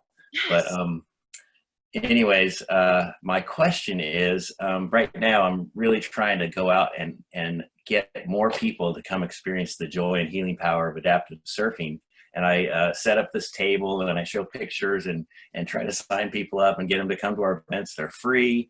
And I'm like, and people, come by and they go, oh, this is awesome. I love what you're doing. And I'm like, great, sign up. And every one of them said, oh yeah, well, I can't do that. I'm disabled, or I have this condition, or that doesn't look safe. And I'm like, no, trust me. It's awesome. Just go try it. You'll love it. And I cannot get people to come to the beach. I mean, they're afraid to come, and it really breaks my heart, because I know that everybody just can get so much out of this. And it sounded like you had kind of had that same story when you were talking about your ski trip. So what was the thing that kind of pushed you over the edge to say, all right, I'm gonna go? I think me telling myself that there's no expectation from anyone else or from myself. I'm not expecting myself. I actually didn't expect myself to go skiing, because I didn't know it was possible. I didn't know about adaptive sports. And so the expectation of myself was, oh, I was just going to go and build a snowman and hang out with people on the snow.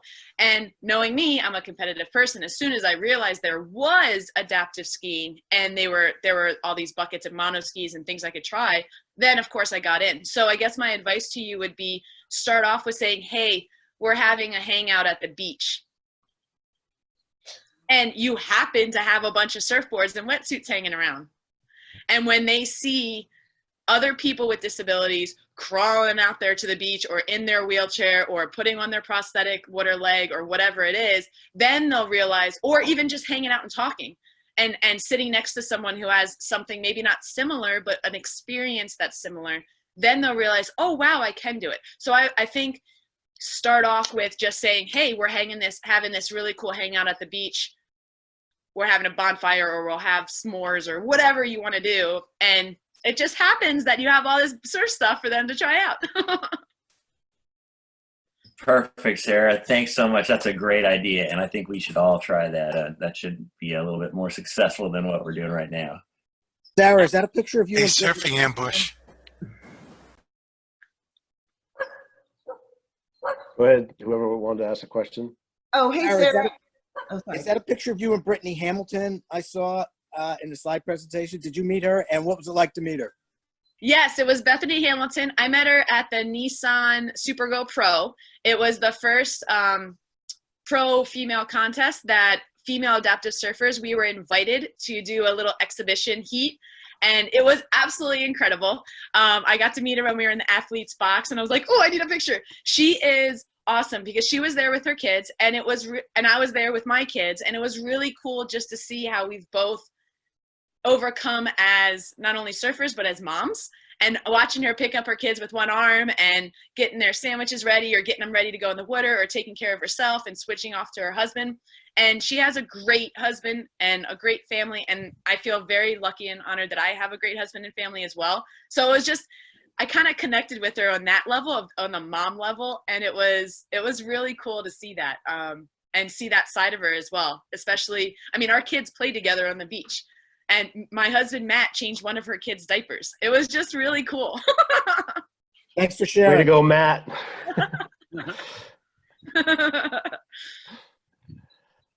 Anybody else have another question they want to ask Sarah? Hey, Sarah, it's Randy from Boston. I'm a physical therapist at the VA. Been around adaptive surfing for a long time, not a surfer. What can you say about kind of the unique challenges that veterans might have in terms of thinking about going back into the water? Maybe vets who haven't had the opportunity to so quickly after becoming disabled or after sustaining a life-changing event. Vets maybe who are very, very kind of far down their journey and really need to start taking baby steps to kind of find a healthier, more active lifestyle. Hi, Randy. Nice to meet you.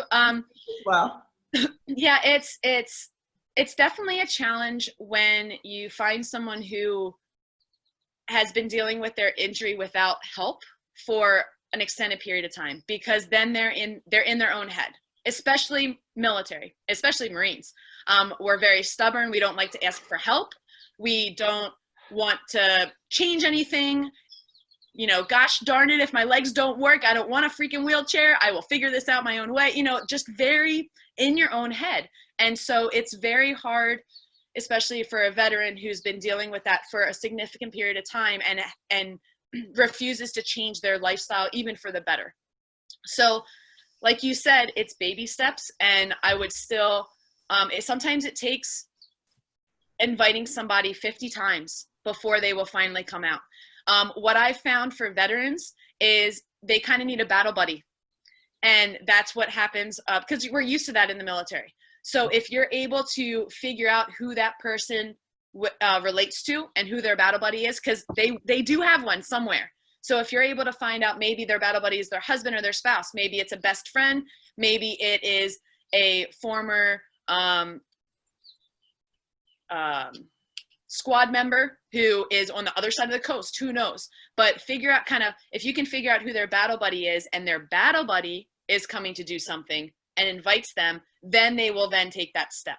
And then they'll because it's more comfort. Hey, my battle buddy's doing it. Let's do it. And then they realize, oh, they get to the beach and they realize, oh, wow, you know, I can do this. And then you have that little bit of that competitive spark gets fired and then they'll go in and do it. I think the other thing for military is we tend to judge ourselves and put high expectations on ourselves. So if we want to do something, we want to be the best at it right away.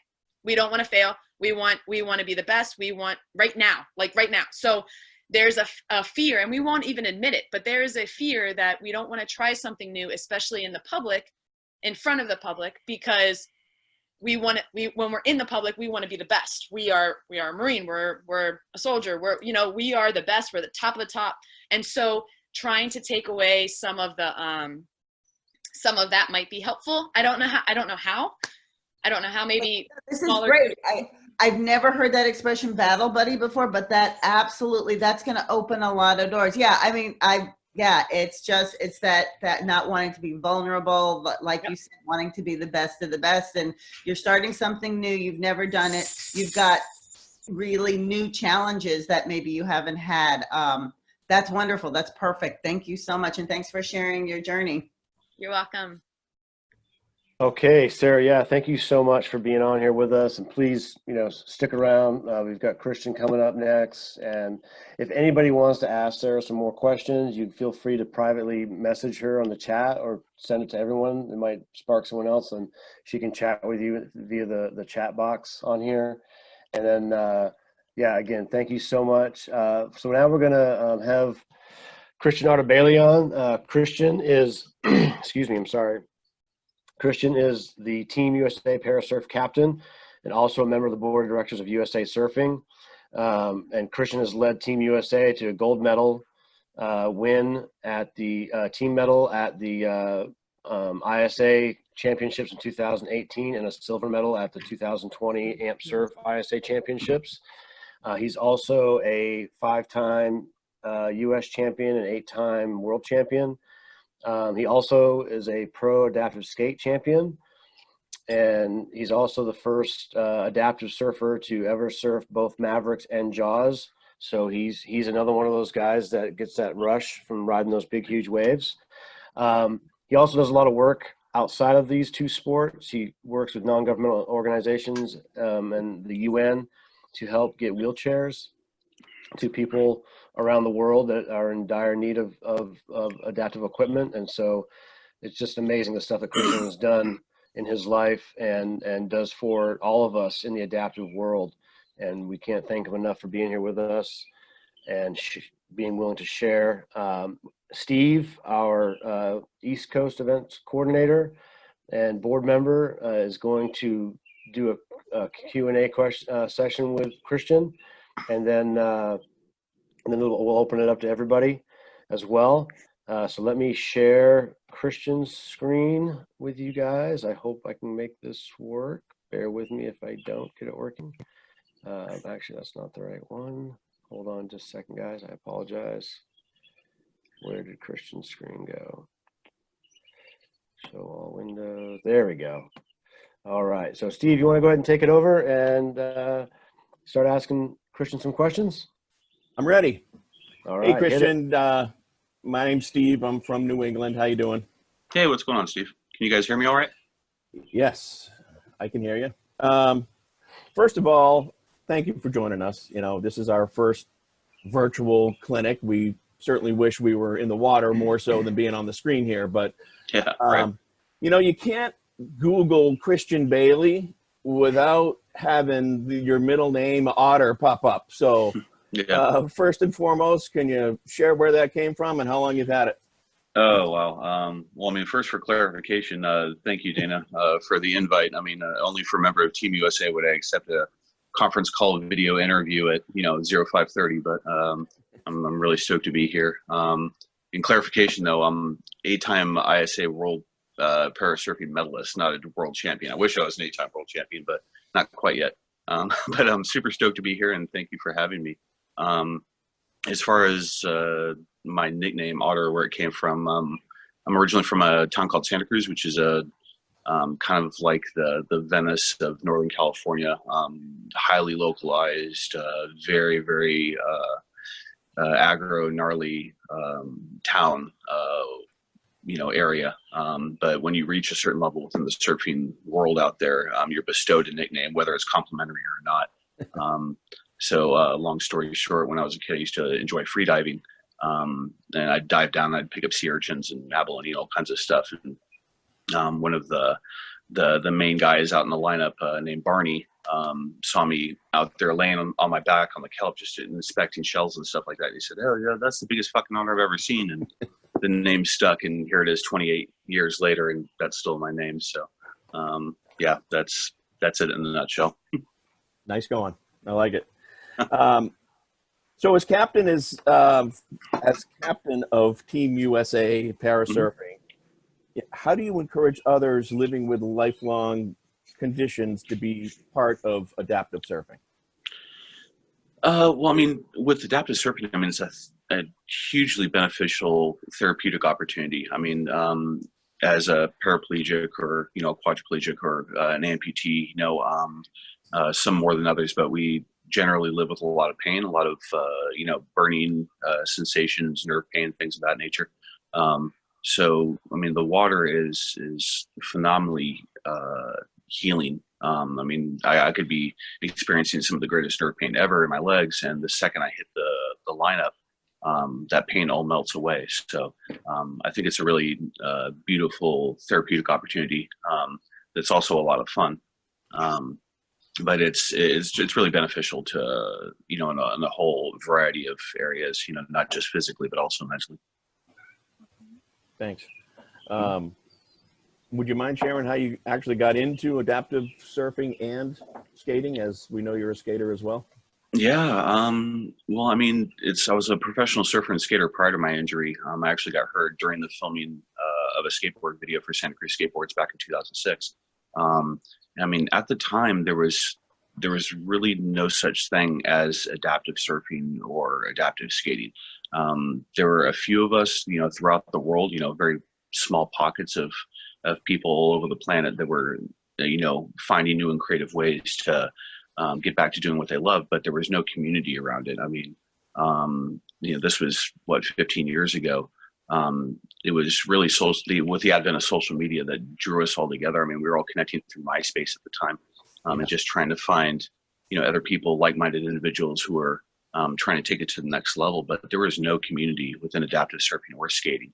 It was just up to us to all find our own paths and our own ways, and, you know, develop what we could, you know, as far as the technology and what we wanted to do. As far as how I got into it, I mean, you know, there's a really critical reevaluation point when, you know, someone suffers a fundamentally life-changing injury, you know, where you're reassessing what's possible for yourself, both physically and mentally. And I think more often than not, and I know I can speak for a variety of other people throughout the community, that, you know, I don't think we were really trying to establish a movement or expecting to. I think, if anything, we were all just trying to find some semblance of normality in our lives again, trying to get back to doing what we loved, you know, what we were passionate about. I mean, from the time I got out of the hospital, one of the first things I wanted to do was get back up to the skate park. And, you know, 3 days out of rehab, you know, I dropped into my first bowl, and then 2 days after that, you know, I took my wheelchair to my buddies at Santa Cruz Bicycles, and we were taking a plasma cutter to it and TIG welding, you know, all the tubes to try and make it, you know, strong enough to be able to handle the skate park. And the same thing proves true with surfing. You know, my tow partner, who unfortunately isn't with us anymore, his name's Sean Barney Barron. He passed away a few years ago, but, you know, I was in a turtle shell back brace, and he pounded down my door at 5:15 in the morning and said, you know, get your ass out here, man. We're going to fucking surf. Let's do this. And, you know, I'm going to brace up to my mid chest and all that. And, you know, he took my 1978, you know, Robert August Thunderbolt, you know, a beautiful example of a classic Stinger single fin off my wall, and waxed it up and threw me out there out at Sewers. But it's those small moments that, you know, really kind of force you to reevaluate what's possible. But it all just kind of snowballed from there. I mean, you take, you know, those first steps, no pun intended, and then those end up really snowballing into an aggregate process that, you know, continually builds up steam and eventually gets you, you know, to where you want to be in life as far as your sport and, you know, your profession. So that's it basically in a nutshell. That's cool. You know what, Sarah was talking about modifying her board and having handles and moving up the fins. You know, since your accident, what have you done to modify your surfboard? Well, actually, my shaper and I, we're the ones that designed Sarah's first board. It was actually made as a cut down version of the one that I normally ride. When it comes to adaptive equipment, especially surfboards, you got to understand that there's a fundamental dichotomy with surfboards, is that predominantly they're designed around a surfer being able to stand up and distribute their weight from nose to tail. When you're an adaptive surfer, especially a prone surfer, you have to take those hydrodynamics and completely throw them out the window. Being the fact that our legs are hanging off the back of the board, it's essentially like having your foot on the brake the entire time if you were an able-bodied surfer. So you have to readjust those hydrodynamics. The rear tail has to be wider. The channels have to be different. The fin setup has to be different. Where you place the fins and the hard edge of the board has to be, fundamentally reevaluated. So, I mean, there's a great many things, it's a science. I mean, it really is, as far as getting an adaptive board to perform well for someone who's, surfing in a prone position. Otherwise, you'll just be bogging rails and purling the board constantly, and it's not fun. So, it's really on each surfer to really understand where they want to go with the sport, what their level of surfing ability is, and really where they want to take their level of surfing, and then obviously establishing a relationship with your shaper is paramount when developing that that new surfboard for you. So,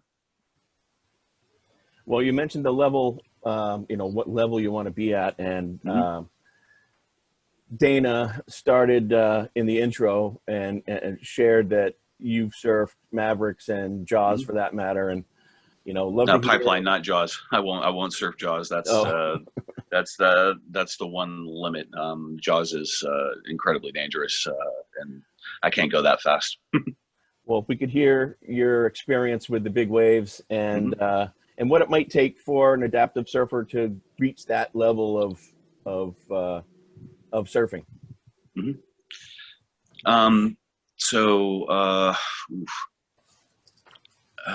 That's a tough one. Well, I mean, what you really have to understand is that, I've been a professional in this industry for close to 29 years now. From a very young age, I was, pushing my limits and constantly developing my skills. So when I got injured, it really wasn't that far of a stretch for me to try and, aspire to achieve some of those same goals that, I had when I was able-bodied. So as far as Mavericks goes, Mavericks is essentially one of my home breaks. I was born in Santa Cruz, so Mavericks is just up the road from us, and I'd been surfing it since late '90s, early 2000s. So it wasn't that far a jump for me to want to surf Mavericks as an adaptive surfer. But there's a phenomenal amount of training that comes into it. I mean, breath hold training, paddle training, toe training. There's an amazing amount of behind the scenes work that the average person doesn't see, that will eventually get you to achieve those goals. But it's not something that you can take lightly at all. We've lost 6 people out there. I think with the exception of Pipeline, Mavericks is one of the most dangerous waves in the world. It's claimed a lot of lives. So that's something you can't really take with a grain of salt, because you are talking about life and death scenario out there. And you really, really need to, approach it carefully. So, as far as people aspiring to want to go out there, it's certainly within the realm of possibility.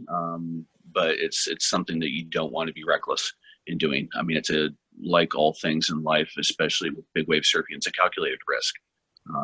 Any big wave surfer knows the risk. We accept it.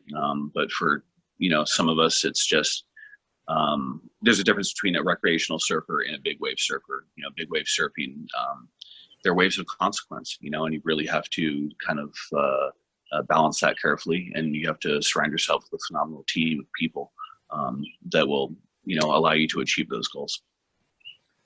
We'll stick with East Coast waves. That's fine. That's fine for us. Yeah, I enjoy the Outer Banks. Hey, man, the Outer Banks, and I've had some wicked sessions up in the Northeast, man. It's you guys have some good waves out there. Yeah. So again, in Dana's intro, mentioned that you work with non-government organizations in the UN. Again, share how you've started working with them and what you try to achieve. Yeah, there's one side of the sport, but on the other side, I find it a personal mission to try and give back as much as possible. I was the CEO and executive director of Ocean Healing for 9 years. We ran 29 10-day-long camps in Costa Rica for adaptive surfing kiddos to come out with their families and surf. And then that subsequently led me into joining United Nations initiatives like Global Mobility in Honda, Indonesia. and basically being deployed all over the world to help provide critical medical care and ambulatory aid equipment for kids with disabilities. It's if there's one thing this disability has taught me is that there's some phenomenal people out in the world, and I've always kind of lived by the mantra that for good or for bad, people are put in your lives for a reason. And I've just met some of the most phenomenal individuals, who enjoy giving back. And I've been, blessed and fortunate enough to be able to join them on a bunch of deployments all over the world, to try and, give back and help, give the gift of mobility to some kids who are in, some pretty dire straits. So, it's a beautiful thing, it really is. I just try and do what I can. I play my small part in it. That's commendable. Thank you for that. So where do you see the greatest need of programs like AmpSurf? I mean, Dana started this in 2003, and recently having the para surf championships right in California was just cool to see all this come full circle. So share a little bit about these type programs and how we can expand. Well, I mean, Dana and I've known each other forever. We've known each other 15 years now. I've been familiar with AmpSurf and their programs for a very long time. As far as where to go now, I mean, in the United States, there's AmpSurf and a whole variety of adaptive surfing or parasurfing programs, throughout the United States, and they're all doing phenomenal work. But I think where the need lies most now is internationally. And I can use the example of the Paralympics prime example. So right now we have 27 national federations, throughout the world that come to the ISA World Championships. In order to breach the Paralympic benchmark, we need 32. But what you run into is that in a lot of these countries that want to, send para teams, it's a problem of development, and it's a problem of money. They're not federally subsidized, and they don't have in-country programs to be able to foster and nurture their own adaptive teams. So if I were to give one recommendation to Dana, and I'm sure he's going to be calling me after this, it's to the next great step is to expand internationally.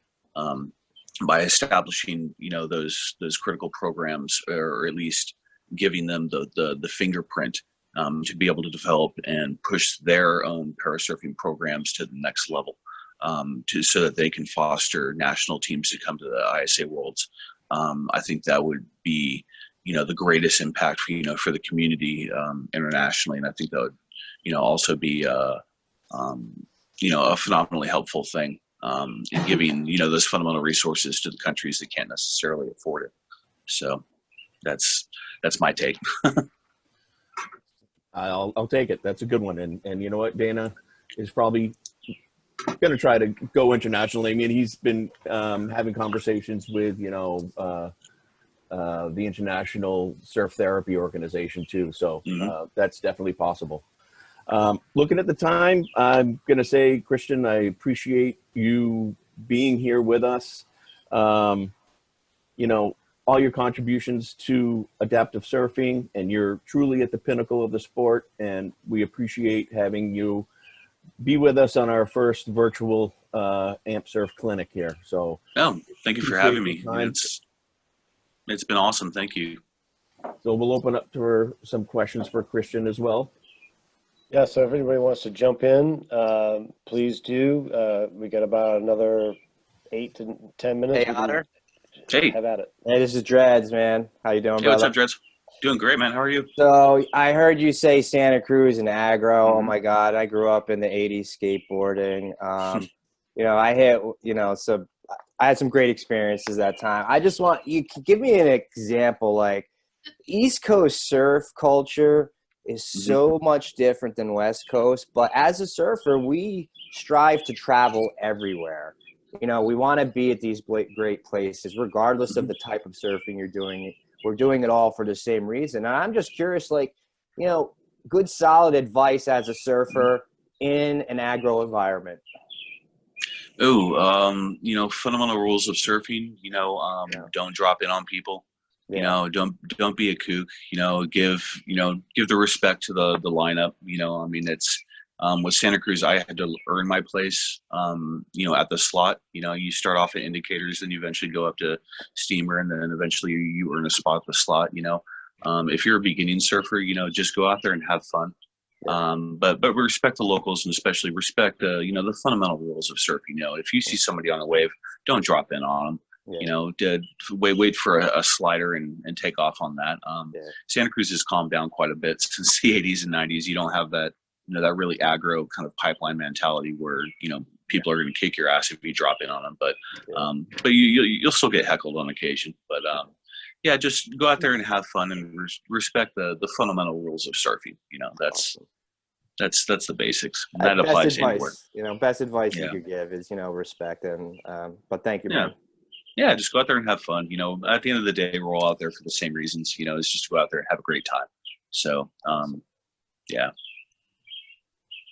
Hey, Otter, it's Justin. Hey, Justin. One of the other Justins here. What a great story. I'm so glad that you've and explored this adapting surfing and talk about rules of surfing and etiquette and not to drop it on people. And then we're looking at pictures of you. Looks like you're dropping it on Kelly Slater there on one of those pictures. I know that's most famous surfer that you've ever surfed with. You have to figure is that shortly after I got hurt, so I got hurt in 2006. I was a professional free surfer, but in 2007, I actually rejoined the able-bodied WCT of surfing. So I spent 11 years traveling around the world in the WCT.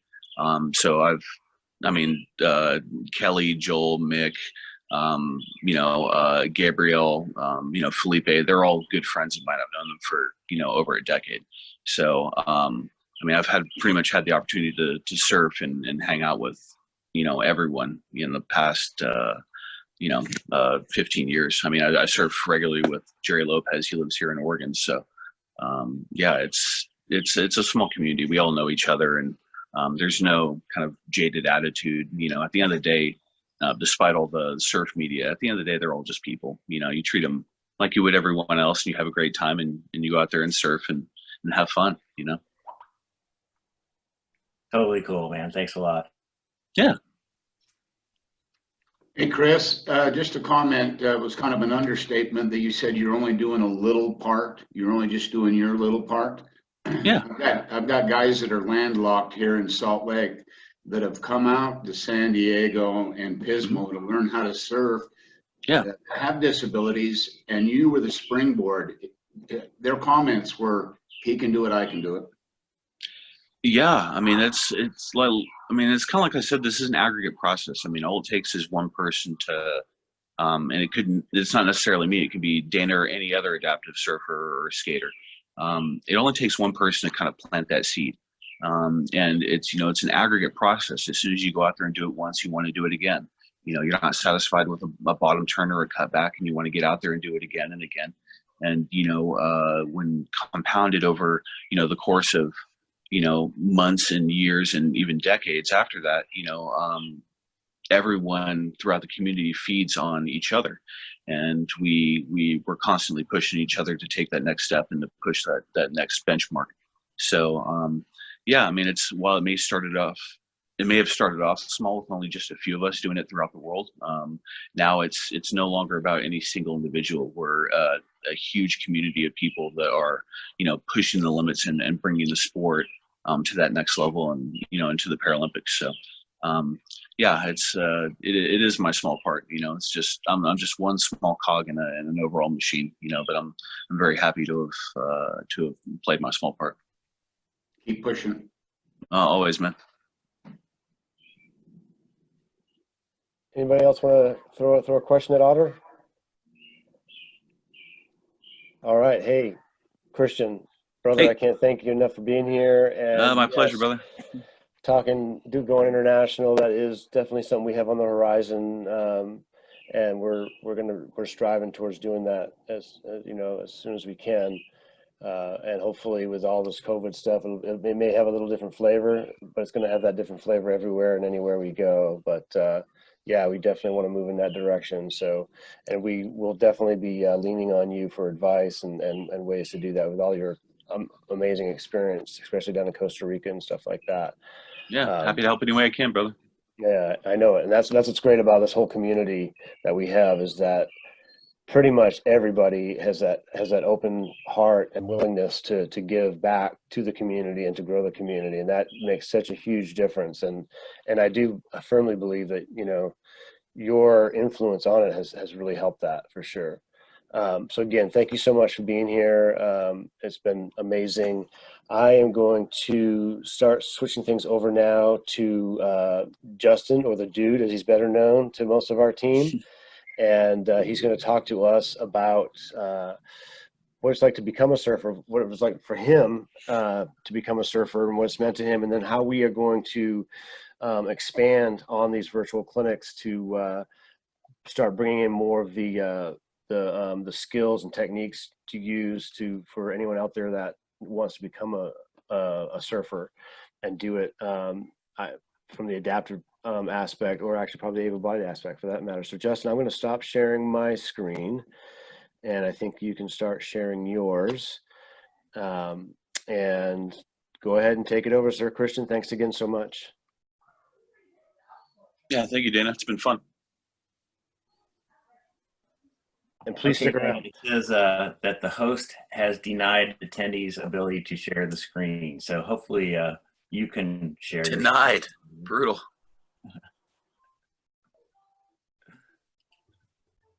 You've been a bad boy, no sharing. Can you, did you get the video, Dana? Can you share it? If not, you have to somehow enable me to share my screen, because it's not letting me, and you're muted right now. You're muted. All right, sorry, I've been talking to you. So hey, I'm going to make you the host right now and see if that makes that work, okay? Okay. So let's see what happens. Make host. Do you want to change the host to Justin Spiegel? Yes, I do. Okay, so it's changed to you now. See if you can share. Do it then. Yep. There it is. Sweet buses. That I'm still is waiting for them wonderful. to send those to the U.S. Wow, that's an amazing bus. Oh yeah. They keep teasing us with that concept, but they never bring it. Oh, I know. I'm gonna get so one. frustrating. Is the old one a 22 window? 21. Yeah. 21 ragtop. 21. It's called the 21 window, but all right, you guys. Justin, when you're done, just switch the host thing back. What's that? When you're done, just switch the host thing back. Okay. Thanks, bro. Let's see. I'm gonna go full screen here. Can everybody see a picture of me at 10 years old at my first surfboard? Is that an afro? That is quite the do. It is. All right. So, everybody, I'm so stoked you guys have made it. We're 2 hours into our first virtual clinic and people are still here. This is Justin, your favorite AmpSurf instructor. And yes, AmpSurf New England does have 3 Justins. Hello, hot dog. Indeed. So that's me on the back there with Justin Santa Maria. We call him Bones in the middle, and Dreads was up on the nose. Yeah. Justin. Anyways, I am excited to introduce our new series called Becoming a Surfer. So the main idea behind this series is that we live in a culture that puts a lot of importance on labels. For example, when we're young, we're taught to self-identify as students. Hi, I'm a 3rd grader. Or sometimes we adopt our parents' identity.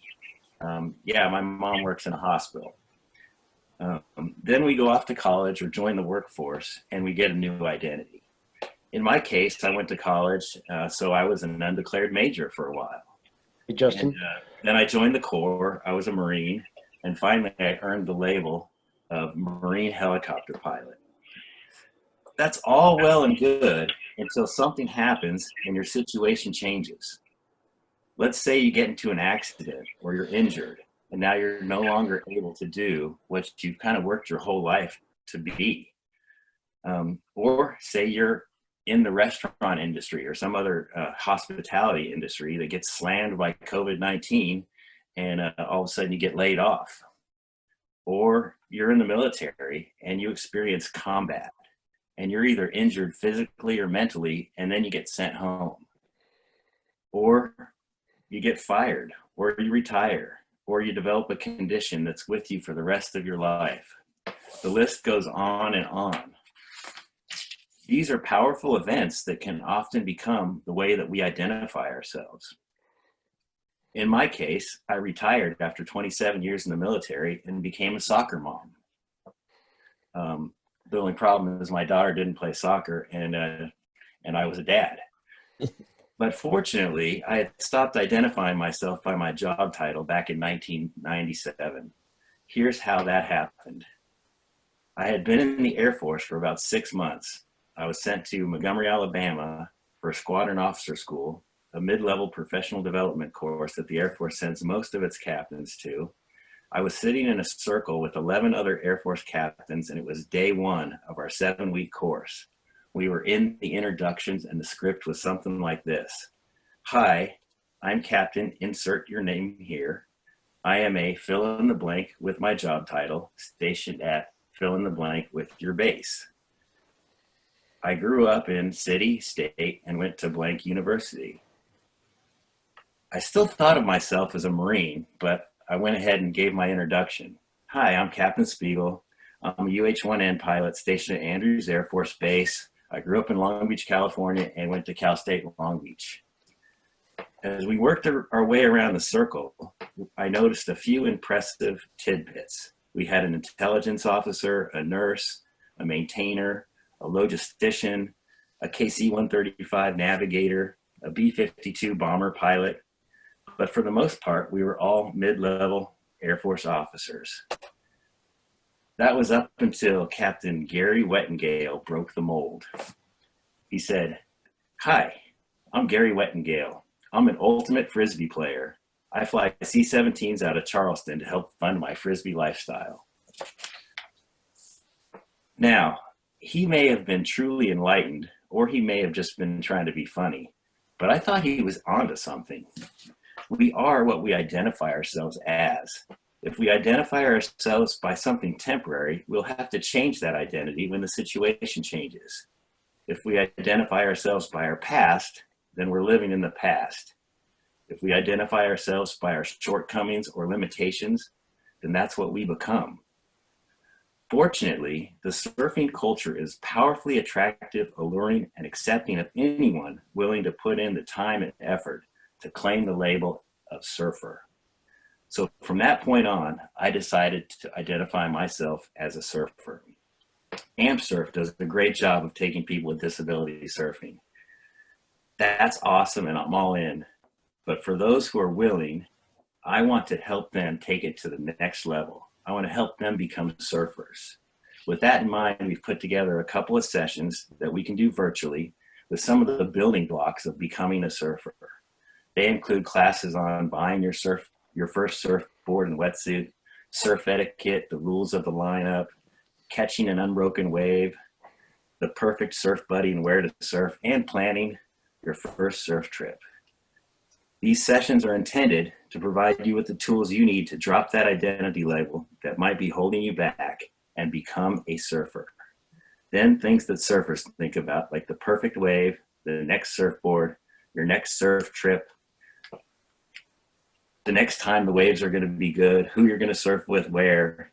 Those thoughts will begin to replace the thoughts that may be holding you back. So that's it. I look forward to seeing you in the lineup. And until then, dude out. All right. Hey, thanks, brother dude. Hey, can you switch over the host back for me? Okay. I think you can do that. Thanks, hopefully. Justin. Let's see.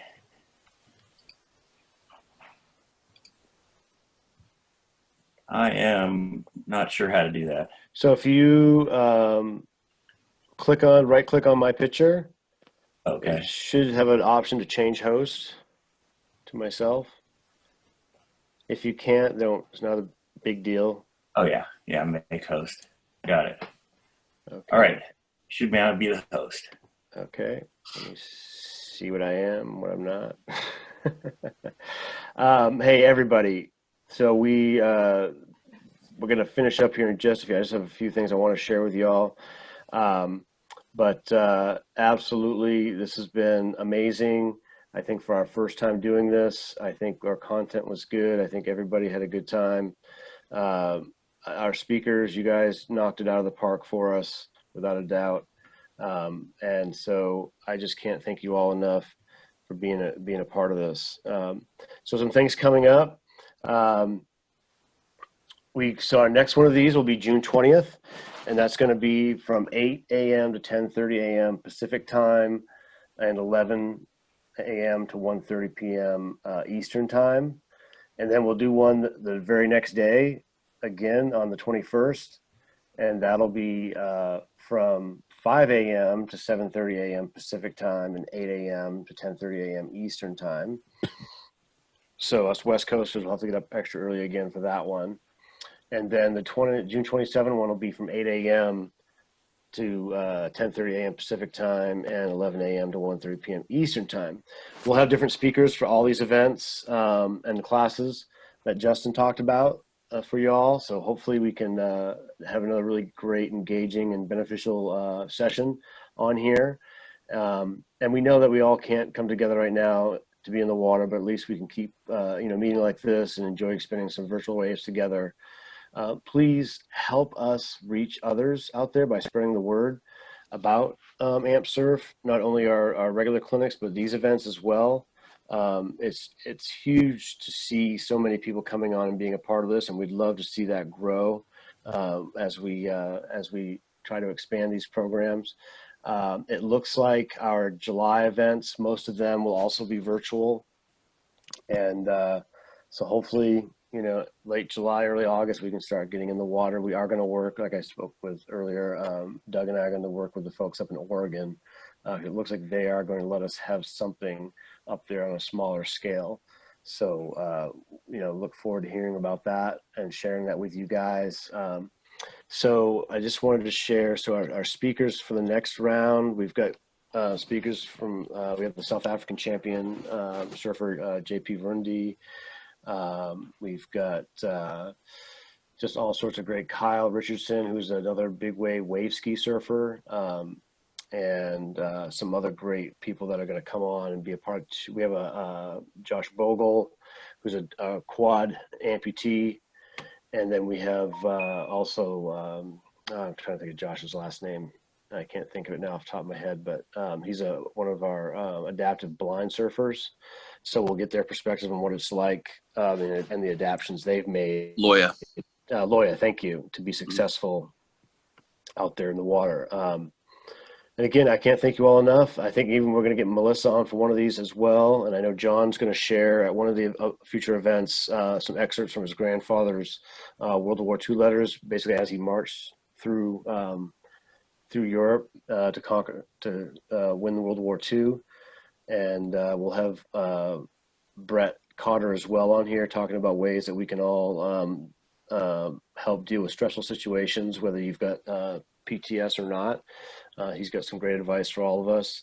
And so, yeah, we're looking forward to a lot of great stuff coming up and sharing this way. And I hope you guys are thoroughly enjoying this. Please, if anyone's got any more questions for any of our speakers that are still on, I think Sarah and I see Christian's still here. So, by all means, ask them a question, and then we'll wrap this up here in the next 10 minutes or so.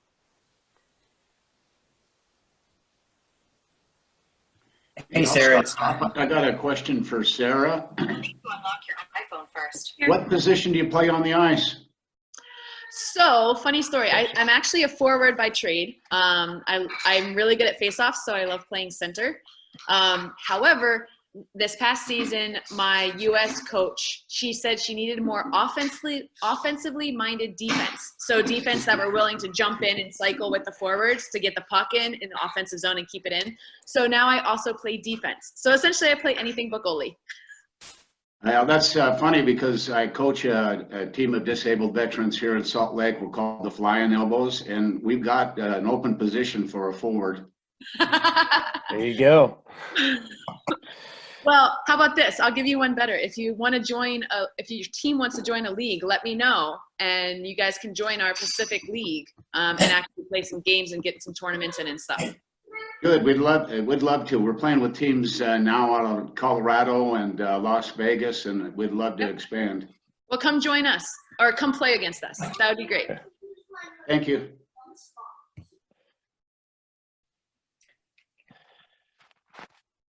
All right. Anybody else got any other questions?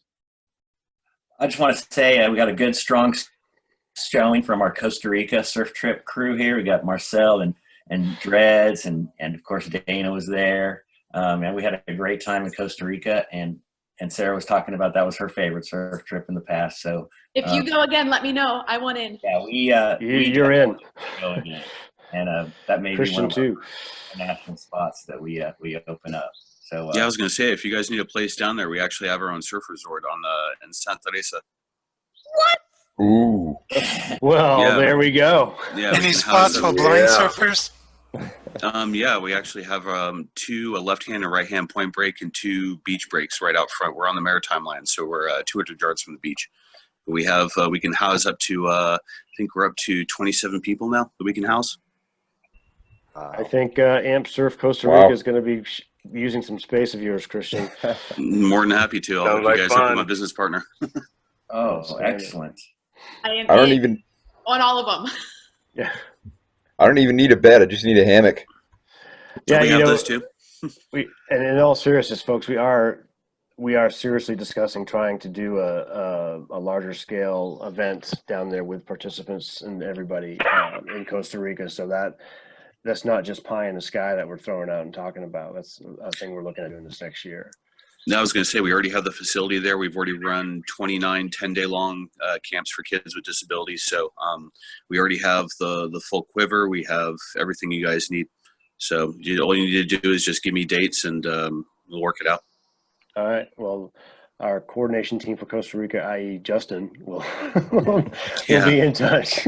Yeah, unfortunately, the entire country is on lockdown right now. Like, they're not even allowing anyone in. But hopefully, once all this blows over, no pun intended, we can get cracking. Yeah, for sure, for sure. I know Eric already has his ticket bought, and Joni's definitely in with us. Nice. Joni here. But yeah, it's gonna be great. We had a great time last year, and we definitely want to go back. Maybe we can get a helicopter pilot to fly us in. Yeah, we know a couple, don't we? Yeah. Some airline pilots that might be a little bit better. Yeah. I was going to say, friggin' Tom Brady and Giselle are actually our next door neighbors on the beach, and they've given us access to their helicopter landing pad if we ever want to, or if we ever need to medevac someone. So we do have that option. Wow. You hang with such a lowbrow crowd, Christian. Yeah, Christian, Yeah. is there anybody you have not surfed yet with that you want to? Ooh, you, Scott. Great question. Great yeah, question, you. Rob. Yeah, exactly. Yeah. Yeah. Good answer. Yeah, right. Problem is I can't recognize them. That's all right, Rob. Rob's pretty awesome, man. He's our blind surfer, and he took a Uber out to our 9/11 paddle out last summer, all the way from near Providence. So it was like a 45-minute ride Uber, and oh wow, come paddle. Oh out. yeah, he's got the shirt on. So Sarah, question for you: you meet your husband in the academy? Saw some pictures. It looked like a guy that was familiar looking in there. Actually, we're high school sweethearts. I chased him for 2 years in high school before he finally agreed to go out. I asked him out. Oh. Really, as you probably have figured out, I got the hook in her back before she knew any better, because I am definitely outclassed. So yeah, you definitely married up, brother. Pilot also. Yes, he's a pilot in the Navy. He flies the MH-60 Sierra Nighthawk. Oh, that figures. I can recognize a helicopter pilot when I see one. Yeah. Cool. Out of North Island? Yes. Sweet. Matt's a rock star. Yeah, no, Matt's amazing. I do everything because he's awesome and a smidgen. There's a plane pilot. As he always says, he can take you in his aircraft once, and that'll be it because he'll be in the brig for the rest of his life. Very cool. So We only need to get there. Did you call him? So I'm a sim instructor on North Island. Anybody ever wants to go to the simulator, just let me know. That I can do without going to jail. But actually flying the helicopter for the Navy, I got to go to jail on. I love you all, but I kind of love my family more. As you should, my brother, as you should. Hey, everybody, I think that's going to wrap it up for us. I want to thank again everyone for being on here, especially our guest speakers. Everyone, awesome to have everybody out and sharing their Saturday morning with us. And hopefully soon we will be getting wet for real again, not virtually. So yeah, just thank you all so very, very much. And I will follow up with all you guys that were asking questions and our speakers after this next few days, and we can talk about good, bad, and ugly. And we will also send all of you a link to a survey on this next week. So if you could please give us that feedback on that, tell us what was good, what was bad.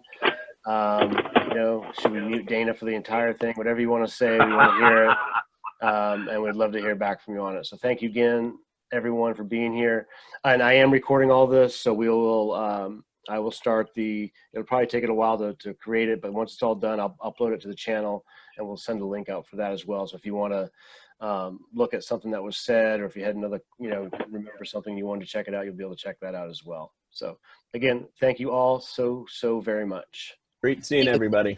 Yeah.